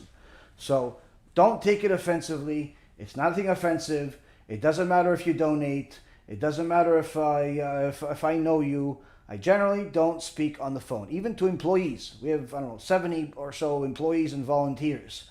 I don't speak to them on the phone. I just simply don't have the time. So it's even rabbis that I work with, the kollel, I send them thousands and thousands of dollars every single month. They sometimes want to call me, and they know it's a waste of time. Don't call. Why? I don't pick up the phone. It's not that I don't see your call. I see your call. I won't pick up the phone. It's not offensive. It's just simply I have other things to do, and I cannot start picking up phone calls or having phone calls every day and get to a point where I'm spending half my days on phone calls. And yes, on occasion, I am on the phone but it ends up being a 20-minute, a 40-minute, or an hour commitment. And every single time I realize how much stuff I now have to catch up because of that 1 hour. So please, don't get offended and don't ask me to get on the phone with you. I will not get on the phone with you. I don't care if you want to donate or if you want to tell me how much you like me. That stuff doesn't really make much of a difference to me. What makes a difference to me is how effective I can be to help people. That's it. And as far as the donations, you do not need my help to donate. You could either do it on your own on our website, or we could have one of our assistants call you to take down your information and they'll process your donation. Or you could just simply not donate because you really don't want it and you really just wanted me to call you. And so the thing is, though, is that people try to listen, I'm looking to donate, so I need you to call me. No, I'll have my assistant call you. No, I need you to call me. Okay, so you're pretty much going on block after that. Why? Because I just don't like that. I don't like people to think that they can buy us because they have a few dollars. It's an obnoxious attitude, and quite frankly, we don't want that kind of money. We want people that actually care about our cause, care about our work, listen into shiurim, and not just obnoxious people that just want to tell people, oh yeah, I spoke to the rabbi. We need to help people. I deal with things that, trust me when I tell you, if I told you 10% of the stuff that I have to deal with, you would all spend the shiurim, instead of being scared, you'd spend the shiurim crying. There's a lot of issues that we have to deal with, and I simply can't tolerate people that disrespect our work and our time with just nonsensical requests. So again, since people lately are asking about the location of the shiurim and also phone calls, those two things have always been around, but it's gone up drastically recently. I ask you again, if you happen to watch the shiur and you watch the section, please don't forget, don't ask me to call you. Just send me a message. I promise you, I will do my best to respond to you. And generally speaking, the text responses or the voice notes responses that I give are generally better than a phone call anyway, because then you could hear it again if you need to. Next, Chaim is asking, can you explain the verse from Mishlei, chapter 15, verse 27? He who is greedy of gain troubles his house, but he who hates gifts will live. I mean, you could look at Rashi. You could look at Rashi. If a person is a greedy person, then that person in essence is a kofir. It's a kofir. It's similar to ESAV. You actually also know it. You also have this in this week's parasha. Everything is in this week's parasha. You do know that, right, Chaim? And everybody else, everything is in this week's parasha. Every question you guys will have is in this week's parasha. So this week's parasha, you're asking about greed. Let's see, where is it in this week's parasha? So you have when ESAV and YAKOV, when ESAV and YAKOV finally meet and they hug, and really ESAV tries to bite YAKOV. After that, YAKOV says to ESAV, "Yesh li rav achi, yi lecha asher lecha." It's ESAV. That YAKOV says to him, "Take all the stuff," but ESAV says to him, "Yesh li rav achi, yi lecha asher lecha." That I have plenty, my brother. Let what you have remain yours. So here, this coincides with the Mishnah in Avot. Mishnah in Avot, chapter 5, Mishnah 13, where it says that there is 4 midot that a person can have. One of them is to have the attitude of sheli sheli v'shelcha shelcha. Zomidat benonit v'eshomim zomidat zdom. That there are 4 character types among people, and one of them is a person that says, my property is my property, and your property is your property. Some people say that this is an average person, but actually some of the Chachamim say, no, this type of mentality is the mentality of the people of Sodom. Why is people of Sodom? If mine is mine, is yours and yours, meaning that you don't want to share the good that you have. You don't want to share with the good that you have. You're a selfish person. You're a selfish person, and a selfish person doesn't want to have guests. A selfish person doesn't want to give tzedakah. A selfish person is a person that is greedy. And therefore, such a person is a person that will eventually be destroyed, just like the people of Sodom were. And that was actually ESAV. ESAV was like a Sodom. The parasha says that ESAV told Yaakov that you keep everything that you have because I have plenty, meaning everything that's mine, it will stay mine, and everything that's yours will stay yours. But in reality, we know that ESAV is greedy. So how could greedy say that you keep yours and I'll keep mine? He doesn't really mean it. What he means is, don't think just because you want to give me something that I'm going to give you mine. But the second he recognizes that there is no condition, that you really just want to give him something, and he doesn't have to give you something back, then he says, okay, you know what, give it to me. Which is exactly what ESAV did. Vayiftzar bo vayikach. After Yaakov says, no, don't worry, I have everything. I'm not asking you to give me something back. I just want to give you all this stuff. So it says that after ESAV heard this, he accepted the gift, which showed that he does have the character trait of Sodom, where he says, mine is yours and yours, only because he doesn't want to share his. But as soon as he sees that you don't want what he has, he'll take yours. Meaning that mine is mine and yours is mine, which is the midah of the Rasha. Now, Yaakov wanted to press this button. Why? He wanted to show ESAV we're different. You are cursed like Sodom. I am connected to Avraham. Why? How would I prove I'm connected to Avraham? It says that after he accepted this, Yaakov wanted to move forward, but ESAV says, listen, let me be with you. Let me stay with you. And Yaakov said, no, you know that my children are tender, they're nursing, they're weak, they're this, they're that. What does it really mean? Listen, you're Sodom and Gomorrah, with the Sodom and Gomorrah mentality. My children are tzaddikim. My children are frum. We have nothing coincide. And the fact that you have money and all that stuff, we don't want any of your money. We don't want anything from you. We don't want your influence. We don't want your money. We don't want anything. Just like when the king of Sodom came to Avraham and offered him money after the war, Avraham said, even a shoelace I will not take from you, lest you say that you made Avraham rich.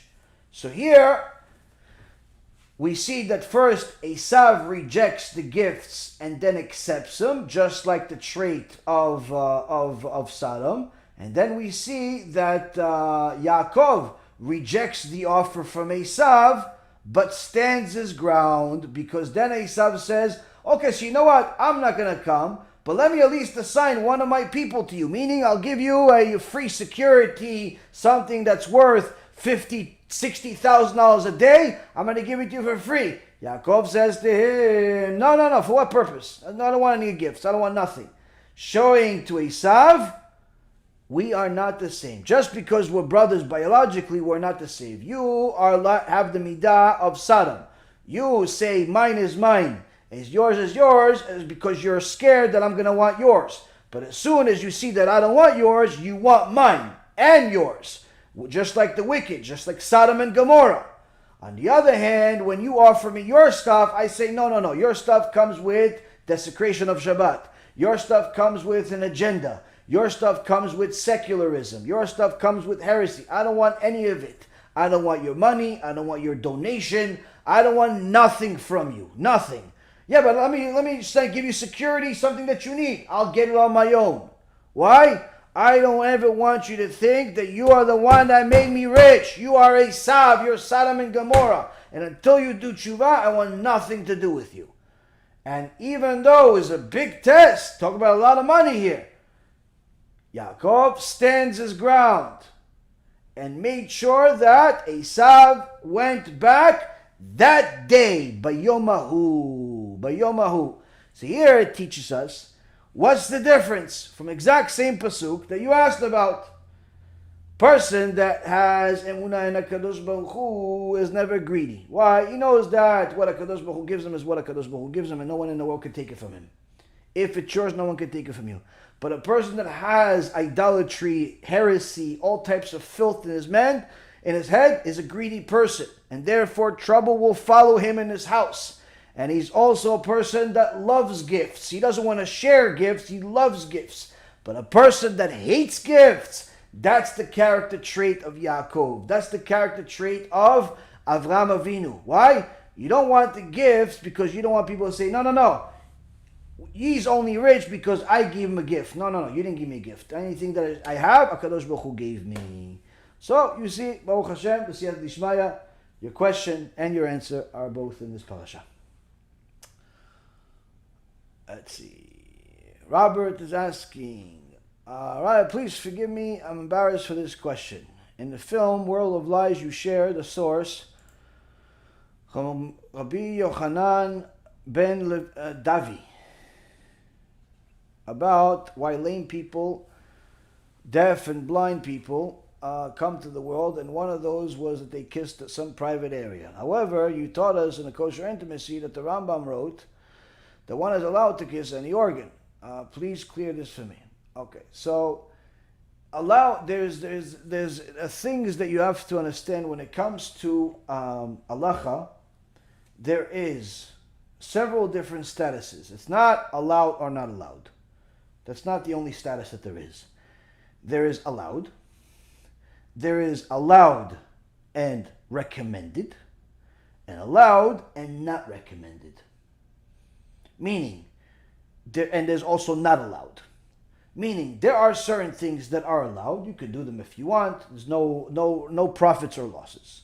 Then there are things that are allowed and recommended, where it's certain things that you not only you're allowed to do them, but you should do them. You should do them. And then there are certain things that are allowed to do, but you shouldn't do them. Shouldn't do them. Like, for example, we learned from David Amalek. David Amalek married a woman that, it says in the Torah, it's a woman that's a beautiful woman that is part of winning a war. Where her husband was killed, and you can marry this Eshet Yefat Toar, this beautiful woman. You convert her to Judaism after she mourns her family, and she becomes she's uglified, if you will. After she goes through this phase, then you're allowed to marry this woman, because lest you not allow the soldiers to marry these women, they end up making the sin with them anyway. So David HaMelech, one of his wives, was a woman like that, and he ended up having a son that was from that woman, that was a Ben Sorel Umoreh, a wayward child that tried to kill him, the son of Shalom.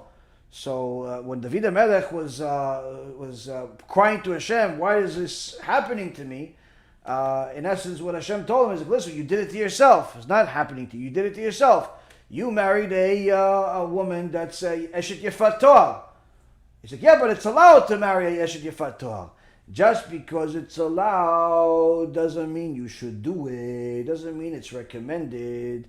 And it's not a coincidence that right after the section of the Torah that talks about the beautiful woman that you get in a war, right after it talks about the section of the wayward child. Meaning that if a person does this, they're much more likely to have a wayward child. So, in essence, it's the same concept with certain things. Same concept with certain things for Jewish people. When, the Jewish intimacy, according to the Rambam, you are allowed to do everything as long as you don't waste seed. But that doesn't mean you should do everything. That doesn't mean that you should act like a dog. That doesn't mean that you should act like a cat. That doesn't mean that you should act like a chicken. There is even intimacy needs to be done in modesty. Do you have to do all of these things? No, you don't have to. But if a person wants holy children, they also have to act holy. And there are certain things that everyone knows are not a holy thing. It may be pleasant, it may be fun, but it's nothing holy about it. So again, it's all based on a level of the people. It's all based on a level of the people. Now, when you teach basic level people, you tell them the basic level things, which is everything is allowed. Why? Because for most people, they cannot handle anything else. To simply convince people to be intimate with their wives in the dark is already a major achievement, because most people think that they live in some fantasy, filthy pornography film, and they actually wanted complete daylight, and Hashem Yishmo, they even video themselves. It's not once or twice or three times that different people called me or sent me messages, I should say, crying, asking me if I could convince somebody to give them back the video that they made because they don't want them to share it, and all types of scandals out there. And of course, I don't get involved in any of this garbage. You made your bed, you have to sleep in it. This is not my job. But the key is that people act like animals, and then they cry that they're in a zoo. So, again, you're allowed to do what you want as long as you don't waste seed. But it doesn't mean you should do everything. Doesn't mean you should do everything. You have to understand that there are certain things that get you different things. So, for example, if you work for a company and you clean the floors, you will have a certain salary, certain benefits, certain appreciation within the company. But if you do a higher level job where you bring sales, you bring customers, you bring product, you go, you work overtime, you bring referrals, I don't know, you get them somebody to buy the business, you're going above and beyond, surely your reward will compensate you for that extra work, that higher end work. Same concept. If a person wants to simply do whatever their body wants to do, they will yield a certain result, a certain product.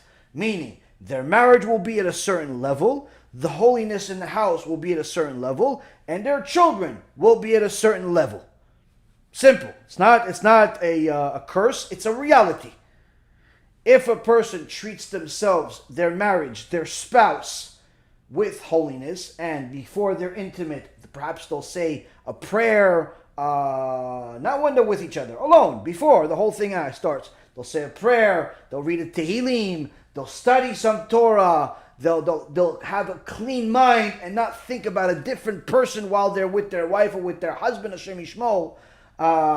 It's going to be an act of holiness and not just pure animalistic. Then they'll have a different product. And again, it's no less pleasurable. In fact, I can tell you it's better. But people can't get their head around it. So to the average people that are out there, and unless you would have asked this question, I probably would have never discussed this. The average person, you don't teach them anything above the standard. The standard is everything is allowed as long as you don't waste seed. Simple. Don't waste seed, and don't take birth control unnecessarily without rabbinical approval, which leads to wasting seed. Simple. You can do it. You're together. As long as it's within halacha, it's no problem. But if somebody wants to have holier children, more beautiful children, smarter children, more successful children, and a more successful marriage, a holier marriage, a marriage that will last longer, more blessing in the house, more love between him and his wife, more affection between him and his wife, and simply a marriage that will last, then they will want to up the holiness in the bedroom. But again, like I'm telling you already for the third time during this answer, for most people, it's simply not relevant. It's simply not relevant because they have consumed so much garbage, so much tum'ah in their lifetimes, either from pornography or from filthy, disgusting teachers that pretty much speak like a pornography film star, like Shmuli Boteach, Shem Reshaim Yerkav, or Manis Friedman, Yimach Shemo V'zichro, that in essence try to make the Jewish intimate life coincide with the non-Jewish intimate life and start talking in really a disgusting way about all these different things. And again, I wasn't born yesterday, and I wasn't born with a Moshe Rabbeinu's staff in my heart. I've been around the block. I've seen the world. I've unfortunately made my share of sins, and I can assure you that Da'at Torah will never, ever sign off on any of their teachings, any of their books, or anything that they say. Why? Because they're teaching a a secular pornography, filthy prostitution to the public, but they're putting a Jewish flag on it. It has nothing to do with Judaism, nothing to do with Torah, nothing to do with anything. To learn and to apply the things of Judaism to a person's intimate life, first and foremost, requires a certain level of Torah study by both the husband and the wife. A certain commitment to the Torah in itself. And until you have a very serious commitment to Torah learning and the issues of Kedusha and modesty, it's simply not a relevant subject. So long as the guy is concerned with how beautiful his wife is going to look in the eyes of other people, this issue is completely not relevant. So long as the guy is interested in his wife looking like all of the other girls in the street, this issue is not relevant. So long as the girl wears a mitpachat when she's home, but a wig when she's in the streets because she cares what Jose and Steve and Jesus say about her, this issue is not relevant. What? They don't even know the basics of Kedusha. So long as these people are watching television and are getting their education of what love is from shows and movies, this issue is not relevant to them. So long as they're not 100% modest, beautiful, modest people, both the man and the woman, where there's no question in their mind to even ever consider something that's not modest, this issue is not relevant. Why? Because you cannot tell a person to do certain things that are simply above their level. So you tell them things for where they are. Because to just simply tell people, listen, you have to keep Shabbat for an extra hour and a half, and you have to put on 2 Tefillin a day, and you have to fast once in a while, even though it's not Yom Kippur or Rosh Hashanah or Tisha B'Av or so on. And you have to learn with Tani Dibur, meaning not speaking. And you have to sleep very, very little and study intensively. And you have to look for chesed opportunities. And you have to do kiruv. And you have to do this. And you have to watch your eyes and look on the floor and make sure that you're not looking at anything immodest. And you have to protect your mouth. And you have to do... You start telling the world that this is the standard when it's not. Guess what? You're going to lose everybody. And you're not going to gain anything out of it. Even yourself, you're going to fall because you're holding people to a standard that's even above what Hashem wants from them. So Hashem wants everybody to do the basic requirements and build from there. Build from there. So what we teach in all of our shiurim is the basic requirement, even though it sounds to some people that we're strict, it's complete falsehood. Everything that we teach is basic level. And then once in a while, people like yourself and others ask interesting questions, and we'll talk about midat chasidut, things that are above the law, that are higher, and that if a person wants to do it, they can. There's no problem. But everybody has to be realistic with themselves. I've seen several times where people would take on things that they really couldn't handle, and they weren't taking any advice from me. They simply assumed they can handle it, and they simply broke into pieces, and in some cases completely abandoned the Torah altogether. Because they were embarrassed of their failure, even though the failure started before they even started. So we teach the basics that everyone can handle, because it says in the Torah, it's in your mouth, it's in your heart to do it, meaning the basics are what everyone can do. On day one, everyone can do the basics. As far as above, that you work yourself up to. You work yourself up to little by little. And of course, you have to have a partner, a spouse that is also looking to do that. You can't become a chassid on the account of the suffering of your spouse. So that's also another thing, is that you can't just decide, listen, I am a Talmid Chacham, and according to the Rambam, Talmid Chacham should be with his wife intimately only once a week. But his wife is not interested, not in this Rambam, and not in him being self-declared Talmid Chacham, and she wants to be with him 5 times a week. She wants to be with him 4 times a week. Guess what? If he does not listen to his wife, he is making a sin from the Torah. And he is considered a wayward husband.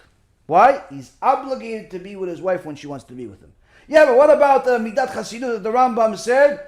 Let the Rambam do it. It's not relevant to you. Why? Your wife is not willing to do it.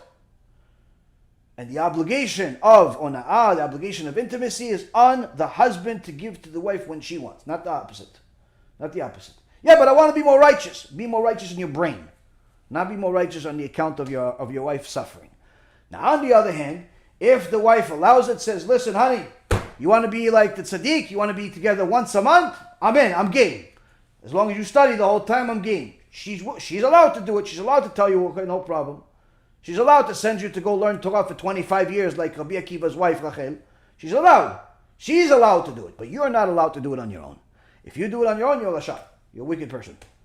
So, again, to be a chassid is not something that is done typically by a person by himself. They have to have a partner that is supporting them of everything that they're doing. And many times people jump the fence and think of themselves as overly righteous, just like Shlomo HaMelech says, don't be overly righteous. They do things that are above and beyond what their true capabilities are, and they end up falling on their face. They end up falling on their face, and they don't get any reward for anything that they did, and many times they end up going backwards. But again, if a person has a rabbi that's a Talmid Chacham, that knows who they are, know what they can handle, if they share honest information with them, that rabbi should direct them in which direction they can go. And I can tell you from me personally, I have, Baruch Hashem, thousands and thousands of people that I communicate with you on a regular basis. Generally speaking, to keep the higher levels of Kedusha when it comes to the bedroom is something that I don't advise for most people. There are some that I talk to that I know are very high level, strong people, and they ask me these questions, and I know that they can handle it just based on their questions and the conversations that we have. And I tell them that yes, they can do that, and they should do that, and so on. But the overwhelming majority of people, this is not an option, even if they want to do it. Why? Because it will cause a divorce. It will cause a divorce. It could cause adultery, and it's simply not necessary. It's simply not necessary. First, let's become experts in our obligations. Experts in our obligations. Once we are experts in our obligations, then we can start considering the extra credit. But until a person has become an expert in his obligations, to consider anything that's non-obligatory and difficult at the same time is simply a bad idea. Bad idea. But I appreciate the question, because I honestly don't know if I would have ever covered this particular question if it wasn't for your wonderful question. So thank you very much, Robert. I was asking, if one is unable to stand because they are in physical pain in their leg, how can they pray Amidah the proper way?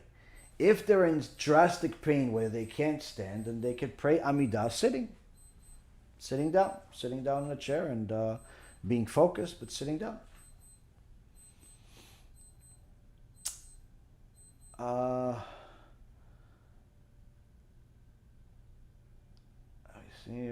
Can one ask someone for forgiveness over the phone, text message, if he said something that was a little inappropriate to his friend in front of 2 other people?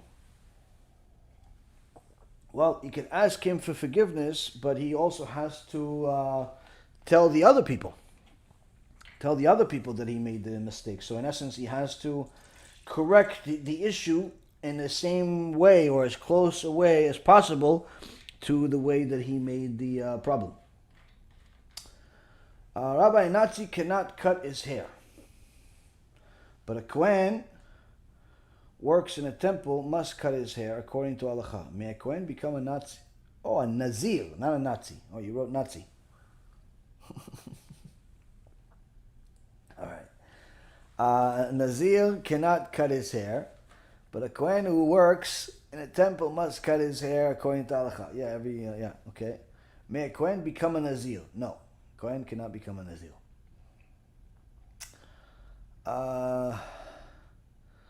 Someone asked this in regards to become a Brit. Do you know what the sources are of what food men shouldn't eat in order not to become a mass murderer? Waste seed at night. I've heard some were onions and spicy foods, but I would like to know the source so I could read it and know what foods to avoid. Sure. The Gemara in Masechet Yoma. Gemara in Masechet Yoma in page 18. 18a says a few things, and there's also in a different Gemara. There's a few different places where it talks about food. B'siyat Dishmaya, I have the Gemara in front of me, and I'll read it to you. So it says that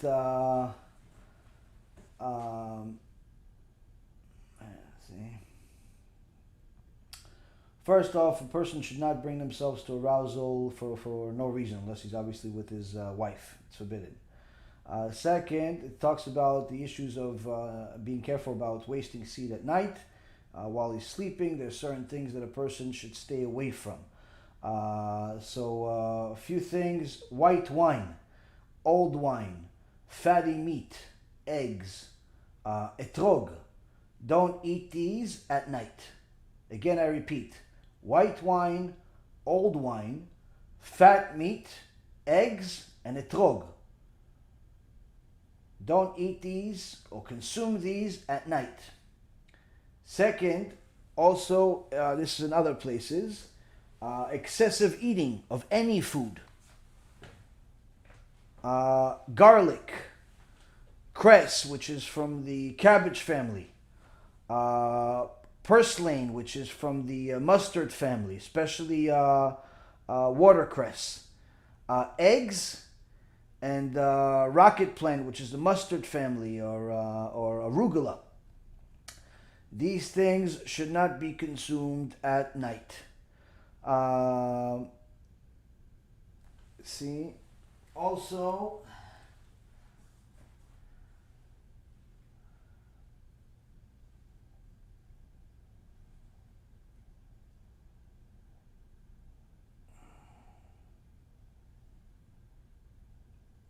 cheese, milk, I said already, milk, but cheese also, and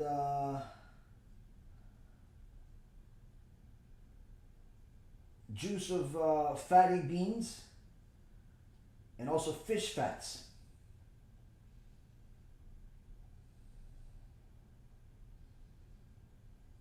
And I said garlic.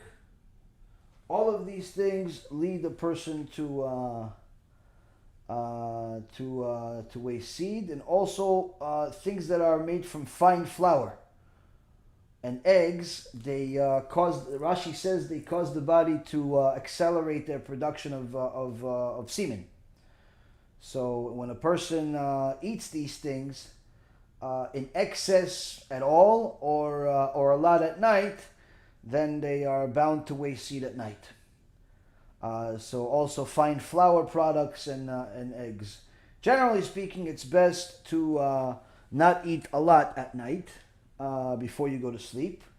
Another thing is in regards to sleeping. You have to sleep on your start the night off. If you go to sleep before chatzot, before the middle of the night, start by sleeping on the left side. If it's after chatzot, then sleep on the right side. And generally, try to do whatever you can to get your body used to sleeping on the side all the time. Don't ever sleep on your back or on your stomach. Again, as long as you have control of yourself. Don't do it. That's another thing. Generally, there's also certain things that a person can do in order to limit this, which is, of course, get married. get married, and once you're married, you have intimacy on a regular basis at certain portions of the month. Of course, some people more, some people less, but nonetheless, you have, if you are a good husband, then you should have, a good wife, and that wife will help you not sin. And if you want to have a good wife, then make sure you understand what the definition of a good wife is according to the Torah. According to the Torah, if she takes care of your kids to make sure that they learn Torah, and she keeps you away from the sin, she's a good wife. What about cooking and cleaning? That's extra. What about making money? That's extra. What about everything else? That's extra. According to the Gemara, if she takes care of your kids and also takes care of you not to sin, she's already considered an Eshet Chayil. So you should appreciate her as such. And if you appreciate your wife like an Eshet Chayil, then she's of course going to want to be with you. But there's a lot of guys that treat their wife like she's a maid, or they treat their wife like she's some slave from some jungle, or they treat their wife like she's some animal, and then they're surprised that their wife doesn't want to be with them. So, or there's even worse guys that make their wife their punching bag, either with their words or with their words and their hands. And then they're surprised that those wives end up leaving them, or end up not wanting to be with them, and so on. So a person needs to understand that if your wife never wants to be with you, unless she's sick, which is not common, it's the reason is you. Another thing is that if a person looks at the Gemara Masechet Avodah Zarah, it says, protect your eyes during the day so you do not come to evil at night. Meaning, if you protect your eyes during the day, you do not look at immorality, immodesty, you don't use foul language, you protect your eyes, then generally speaking, your neshama is going to be strong enough to overcome the body's desires. But if you don't eat all these foods and you protect your body but don't protect your eyes, you'll end up wasting seed at least 5 times a week. Why? Because this is not a diet. What I said to you of not eating these specific foods, it's not a food diet. It's a way to use the physical world in order to help your spiritual status. People that use the Torah as like a form of diet, a form of a way to do what they already wanted to do, generally don't benefit from the Torah. So it's the not eating these specific foods, not eating garlic, all those things. That's based on the assumption that you're protecting your eyes, and also you're protecting your speech, and also you're protecting your money, meaning you don't donate to the bad places that are not 100% emet places, because the Rabbi Nachman Breslev, Allah Shalom, says that a person that donates to the wrong places, meaning places that do not have Yirat Shamayim, is considered as if he wasted seed. Bad donations are also a bad thing. Furthermore, a person needs to learn Torah. Learn Torah, make sure that his eyes see Torah, his mouth speaks Torah, his ears hear Torah. When all of your organs, all of your orifices, all of you consume Torah, even though you're working at some gas station, you're working at some office, you're working under the hood and fixing some car, you're still doing the things of this world in order to function in the world, but you protect yourself, you protect your spirituality by making sure that your body is not completely animalistic, then you will not have much of a problem to overcome the issues of seminal emission at night. But if a person is not doing some of these things, the whole system can fail. What happens many times is that as guys can, let's say, monitor their diet. They won't eat garlic. They won't eat this. They won't eat that. They'll be skinny like little sticks, but they're looking at everything like a fountain. Or if not that, they don't listen to real musar. They don't learn Torah. then they don't have any spiritual garment on them. They don't have any protection on them. Or they listen to filthy music, curses, and see filthy things. Of course they're going to waste seed. Surprising they don't waste seed on purpose. Or the worst of them all is guys that are picky when it comes to finding a shidduch. Those guys, it's almost a lost cause for them. Like, it's almost a lost cause for them before they completely fall on a regular basis with intentional wasting seed. Why? Because a guy that is a picky with girls, with who he's going to marry, simply does not understand his role, his position in the world, his obligation in the world. What's her obligation in the world? Guys that are picky with the looks, and she needs to look like this, and she needs to have this and that, and they just get to a point where they're just obnoxious. Then those guys, unfortunately, are it's almost like lost cause to help such a person, because it doesn't matter what diet they have and how much Torah they learn. It's their body at some point will have that need. And if they do not get their act together and marry a woman that is willing to tolerate them, because they're looking for, I don't know, the beauty queen, or they're looking for, Cleopatra's bankroll, or they're looking for, some other strange desire that they have, or she needs to be from a certain custom, she has to be this, or she has to be that. Guys like that, unfortunately, end up wasting their youth, and by the time they find somebody, who wants them? It's a sad scenario, but guys and girls make the same mistake.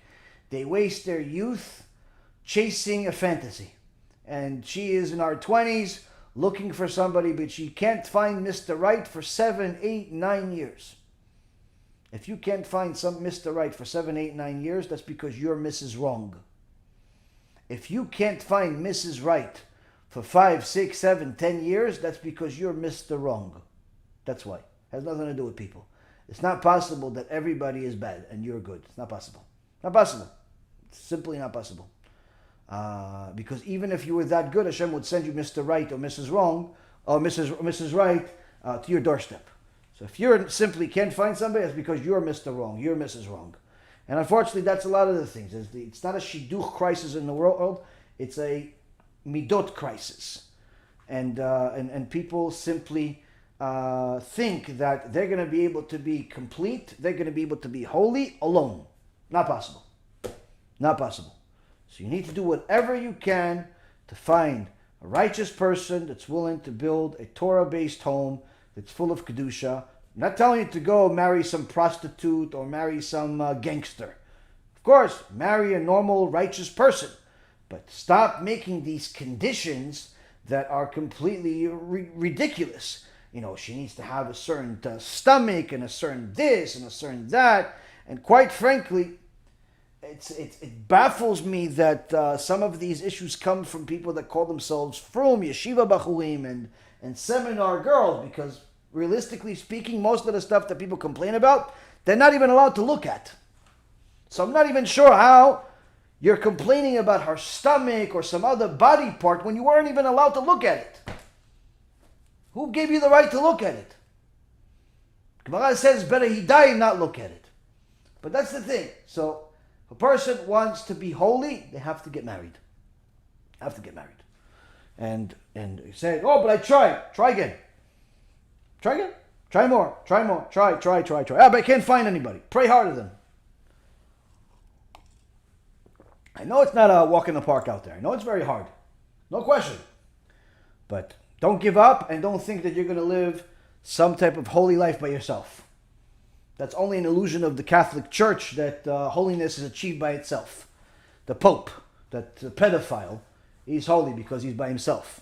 It's interesting that right next to the church, there's always an orphanage with a bunch of kids that don't have parents. It's so interesting. The Pope never touched a girl, but there's a bunch of orphan babies that happen to come from some of the nuns. It's amazing. Rabotai Karim, we don't live in illusion. You want to achieve holiness? Get married. Get married. The sooner the better. Of course, they have to have the same ideology or similar, and you have to be attracted to them to a certain extent, but don't go overboard with these conditions where they have to have a certain length of this and a certain size of that. That's already ridiculous nonsense that people just put into their mind and just simply end up losing their youth. I know a lot of guys that from my age group, a little bit older even, that all were handsome young men that literally wasted 20, 25 years looking for Mrs. Right, only meeting Mrs. Wrong on a weekly basis, and they're still now in their 40s and 50s, alone, miserable, and sometimes have a kid with some baby mama. This is losers. Losers with a capital L. Why? They did it to themselves. They did it to themselves. They treated women like they were all public property. Kadosh Baruch Hu says, you've lost your shidduch. You've lost your shidduch. You treated my daughters, you've treated people like they're public property, like they're animals from a zoo. You've lost your shidduch. So be careful with these things. The Kadosh Baruch Hu is very particular about how we treat his people, and a person should not think of themselves as so much better than everybody else that nobody's good enough for them. If you can't find somebody for after you've met 10, 20, 30 people, there's something wrong with you. It's not them. It's not them anymore. Okay, guys, I really happy we did this shiur, Baruch Hashem, because I was actually very tired and contemplating canceling, but Baruch Hashem, b'siyad dishmaya, we did it. Okay, last question. What's the difference between how the Nazis listened and did anything Hitler said, and how Jews have to listen to whatever Gdolim say, such as Rav Kanievsky? Okay, well, as far as the Nazis were listening to Hitler and all of the Goyim, the soldiers of Nebuchadnezzar, the soldiers of Titus, the soldiers of Achashverosh, they all listened to their leaders, their soldiers of Napoleon, because they were all looking to do a common evil. They're all looking to do a common evil, which is to conquer, hurt, and control everything and consume everything in order to fulfill their physical desires. Whereas Am Yisrael, Am HaKadosh, the holy nation, we have a Torah, we have a manual from HaKadosh Baruch Hu, and we have, which is an instruction set of how to deal with life. Now we go to the Gdolim when not on a regular basis. You're never going to see somebody go and call or make an appointment with Rav Kanievsky or with a Rav Mazuz or the previous generation, a Rav Eliashiv, and ask him, what blessing do you make on an apple? You're never going to see that. That's not what we use Gdolim for. What we use Gdolim for is to tell us what are the instructions on things that are not obvious in the Torah. Meaning, how do we treat circumstances that are not clearly discussed in the Torah, where you need to have what's called Da'at Torah in order to interpret the Torah and how to deal with these certain circumstances, where there is allowing certain women to remarry because their husbands are missing already for a certain amount of time in war, and they either are going to stay agunot forever and never get remarried, or someone can make them paskin that they're free, but only after a serious investigation and so on, like Rabbi Ovadia did, alav shalom. Or it's dealing with times of war, or it's dealing with a massive virus like we have today, or it's dealing with all types of anti-Semitism. There are certain things that are not they're not clearly discussed in the Torah, and we need the Chachamim to tell us, because those Chachamim are going to know, number one, what other Chachamim discussed this topic, what other Chachamim went through the same difficulty, and whether they paskin the same way as the ones that discussed it without going through it. What are the similarities between them? What are the differences between them? What new information do we have since then to prove one or the other? and you have to evaluate all of the different options and possibilities that are within your reach over the last few thousand years. So when you have, let's say, for example, Rav Ephraim, when he paskins in his sfarim that are responsive sfarim, now he does investigations that sometimes are medical investigations, some are archaeological investigations, scientific investigations of the like. Sometimes they are technological investigations, but that is just one step. There's also an halachic investigation of reviewing all of the different sages that have discussed this particular topic, all of the ones that have disagreed with them, all of the ones that have actually gone through this issue in real life, not just theoretical, and so on and so on. And he's going to look at everybody that has discussed this particular topic, which could literally be either, very few, let's say 10, 20, 30, or it could be hundreds, depending on what the topic is. And then he'll see what is the consensus. Has anyone concluded that this is a halacha is black and white, or it's has different circumstances that have to be evaluated? Has there been new information become available to us today that was not available back then, that has changed the circumstances, such as, for example, today the issues of DNA, the issues of digital media, the all types of different things that are available today that weren't available back then, that sometimes do change the circumstances as far as halacha is concerned. So you have to look at all of the things that have happened over the last several thousand years, all of the different chachamim that have covered it. You have to learn their tshuvot extensively, and some of them are literally, you have to study them for months just to understand what's being said. Some you could read quickly, some it takes you years, and sometimes it'll literally take you years to arrive at a conclusion, and sometimes it'll take you a few days, depending on the chacham, depending on the answer. But nonetheless, eventually when a chacham paskins an answer and says what to do, that is what's considered da Torah. And in essence, what he is doing is he is saving the Jewish people the time from each one of them doing the same thing that he did, because it would take them much longer, and quite frankly, they're incapable of doing the same thing, especially if time is of the essence.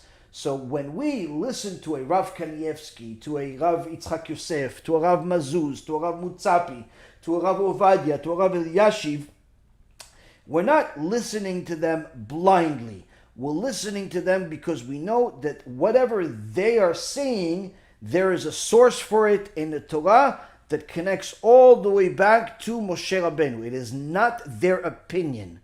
It is something that is connected to our Torah for generation after generation, and for that, we listen to it with blind faith. Why? Because it's not that we're not listening to them. They're in essence interpreting what Moses said at Mount Sinai. If we were there and we would ask him, what he would tell us. And of course, when the Chacham is dealing with the public, there's a certain siyata dishmaya that they get, where HaKadosh Baruch Hu protects them from making mistakes. But nonetheless, it's the emunat Chachamim is very, very critical part of Judaism, that unfortunately most people do not have. Either they have it in the wrong places, in places where there is no chacham. They just have some guru or something that they turn them into a chacham, or they simply think that the Gdolei Ador that have dedicated to the Torah their whole lives are just like anybody else. So unfortunately, Da'at Torah is very difficult for a concept for people to accept. And most people lose out in life from getting miracles, from getting their prayers answered, from getting blessings fulfilled, because they don't have emunat chachamim. Where chacham can say something, Gemara Masechet Sukkah, page 14, says that a tzaddik will say something and HaKadosh Baruch Hu will change nature for his sake. Meaning he can give you a blessing and HaKadosh Baruch Hu will say Amen. But if the person that received the blessing doesn't really believe that blessing will be fulfilled, Hashem will not fulfill it. Not because the chacham is not righteous enough, but rather because the person that's receiving it doesn't believe. If you don't have a belief in the Chacham's blessing, then in essence you have killed it. You've killed that blessing. So it's very important to have emunat Chachamim. But again, Chachamim, not just anybody with a jalabiyah and a hat or a beard. Just, people that are dedicated to the Torah, dedicated to helping people, not dedicated to popularity or money.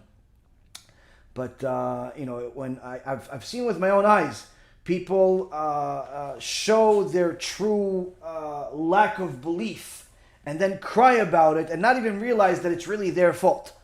It baffles my mind at times, but it happens. It happens. You see a person beg for a blessing. Please, Rabbi, get such and such to give me a blessing, or you give me a blessing, or whatever it is. Blessing, blessing, blessing. Okay, fine.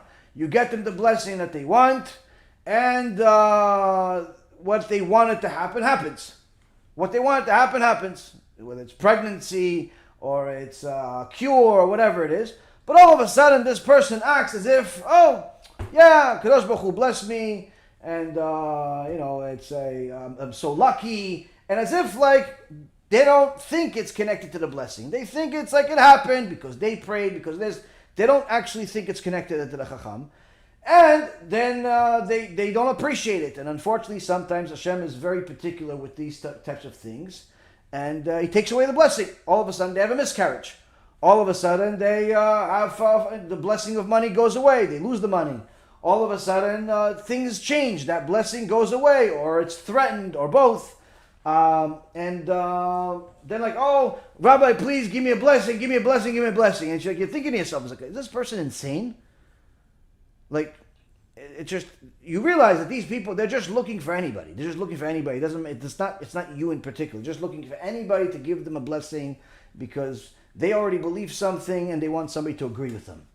That's it. So a person like that, it's generally speaking, it's better not to even give them a blessing because it's a waste of blessing. Same thing with giving a blessing to a secular person. It's a waste of blessing.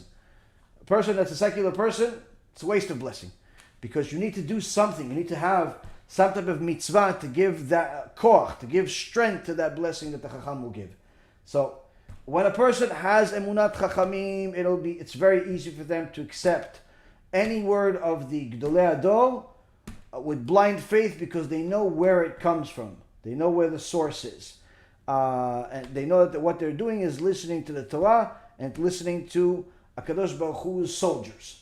When a person does not have emunat Chachamim, then that person is going to treat a scholar in the world of media, a scholar in the world of psychology, a scholar in the world of atheism, a scholar in the world of Christianity, and a scholar in the world of Torah. They're going to treat them all the same. They're all scholars, they're all special, they're all successful, and so on. And a person like that is a very, very, it's a very bad situation, put it that way. He's a very, very bad situation. Or she's a very bad situation. So if a person has emunat Chachamim, that's already half the battle. Last question, it's really late. If a Christian idolizes Yoshke but also recognizes there is one master of the universe, will Hashem help them see the truth? If a person idolizes Yoshke and is really seriously looking for the truth, then it's only a matter of time before they'll find the truth. Meaning, if they think that Yoshke is a Messiah, it's a false belief, just like believing some rabbi is a Messiah. It's a false belief, but in reality, Christians don't really believe that he's a Messiah because, like we think they believe in a Messiah. Their definition of Messiah is different than us. We believe the Messiah is a human being that Hashem will give him specific powers. He has a spark of the neshama of King David and Moses. He's going to be able to do things that no other human being is able to do. Supernatural things and so on, but he's born of a woman in natural marriage, he's a righteous person and so on. And Hashem is going to decide when he's going to be Messiah and when he'll even know he's the Messiah. Whereas the Christians believe Messiah is a piece of God because their false testament, called the New Testament, says that their Jesus is in essence a piece of God. He's one part of three of God. That's in their New Testament. So if they don't believe that he is part of God, They're not Christians. They've just simply made their own religion. But generally speaking, anyone that follows the New Testament believes that Jesus is a chas v'shalom, but he's a part of God, or God himself. And that is 100% idol worship. Now, if a person that's an idol worshiper currently is really looking for the truth and is going to look for the truth and not wait for the truth to arrive, Hashem will give them an opportunity to see the truth. But at some points in their life, and I'm sure it may even be more than once or twice or even 10 times. But if a person is simply only getting their information from the church and they're like a robot and they're missionizing and then obviously they're not looking for the truth. Generally speaking, it's not very difficult for a Christian to find the truth because they already have some of it in their book, which is the part of it of the Old Testament that they haven't manipulated altogether. They manipulated a lot of it, but not all of it. So they have already some of it, which gives the foundation for some of them to jump on and find the truth. But are all of them going to find the truth? I mean, technically, at some point or another, everyone in the world will know the truth. It's just the question is when, in this world or in Gehenom. But everybody will know the truth at some point. And there's a prophecy that says that at the end of days, the righteous among the nations will grab on to the tzitzit of the righteous Jews and say, our forefathers have lied to us, gave us false teachings, please teach us.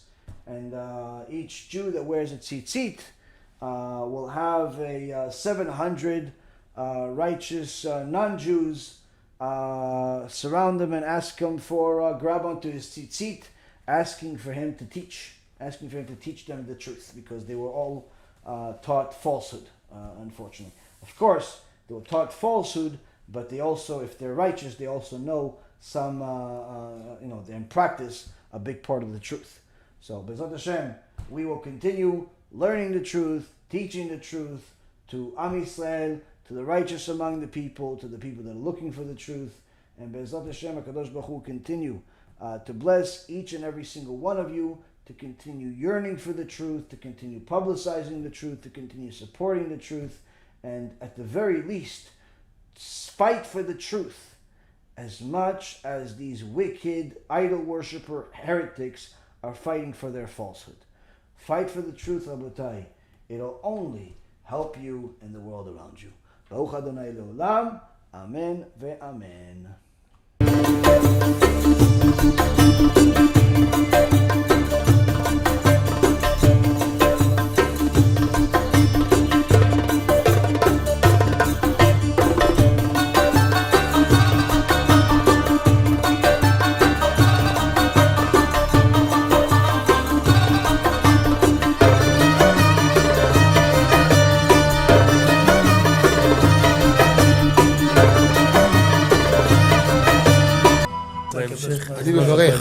אני מברך את הרבנים, רגע.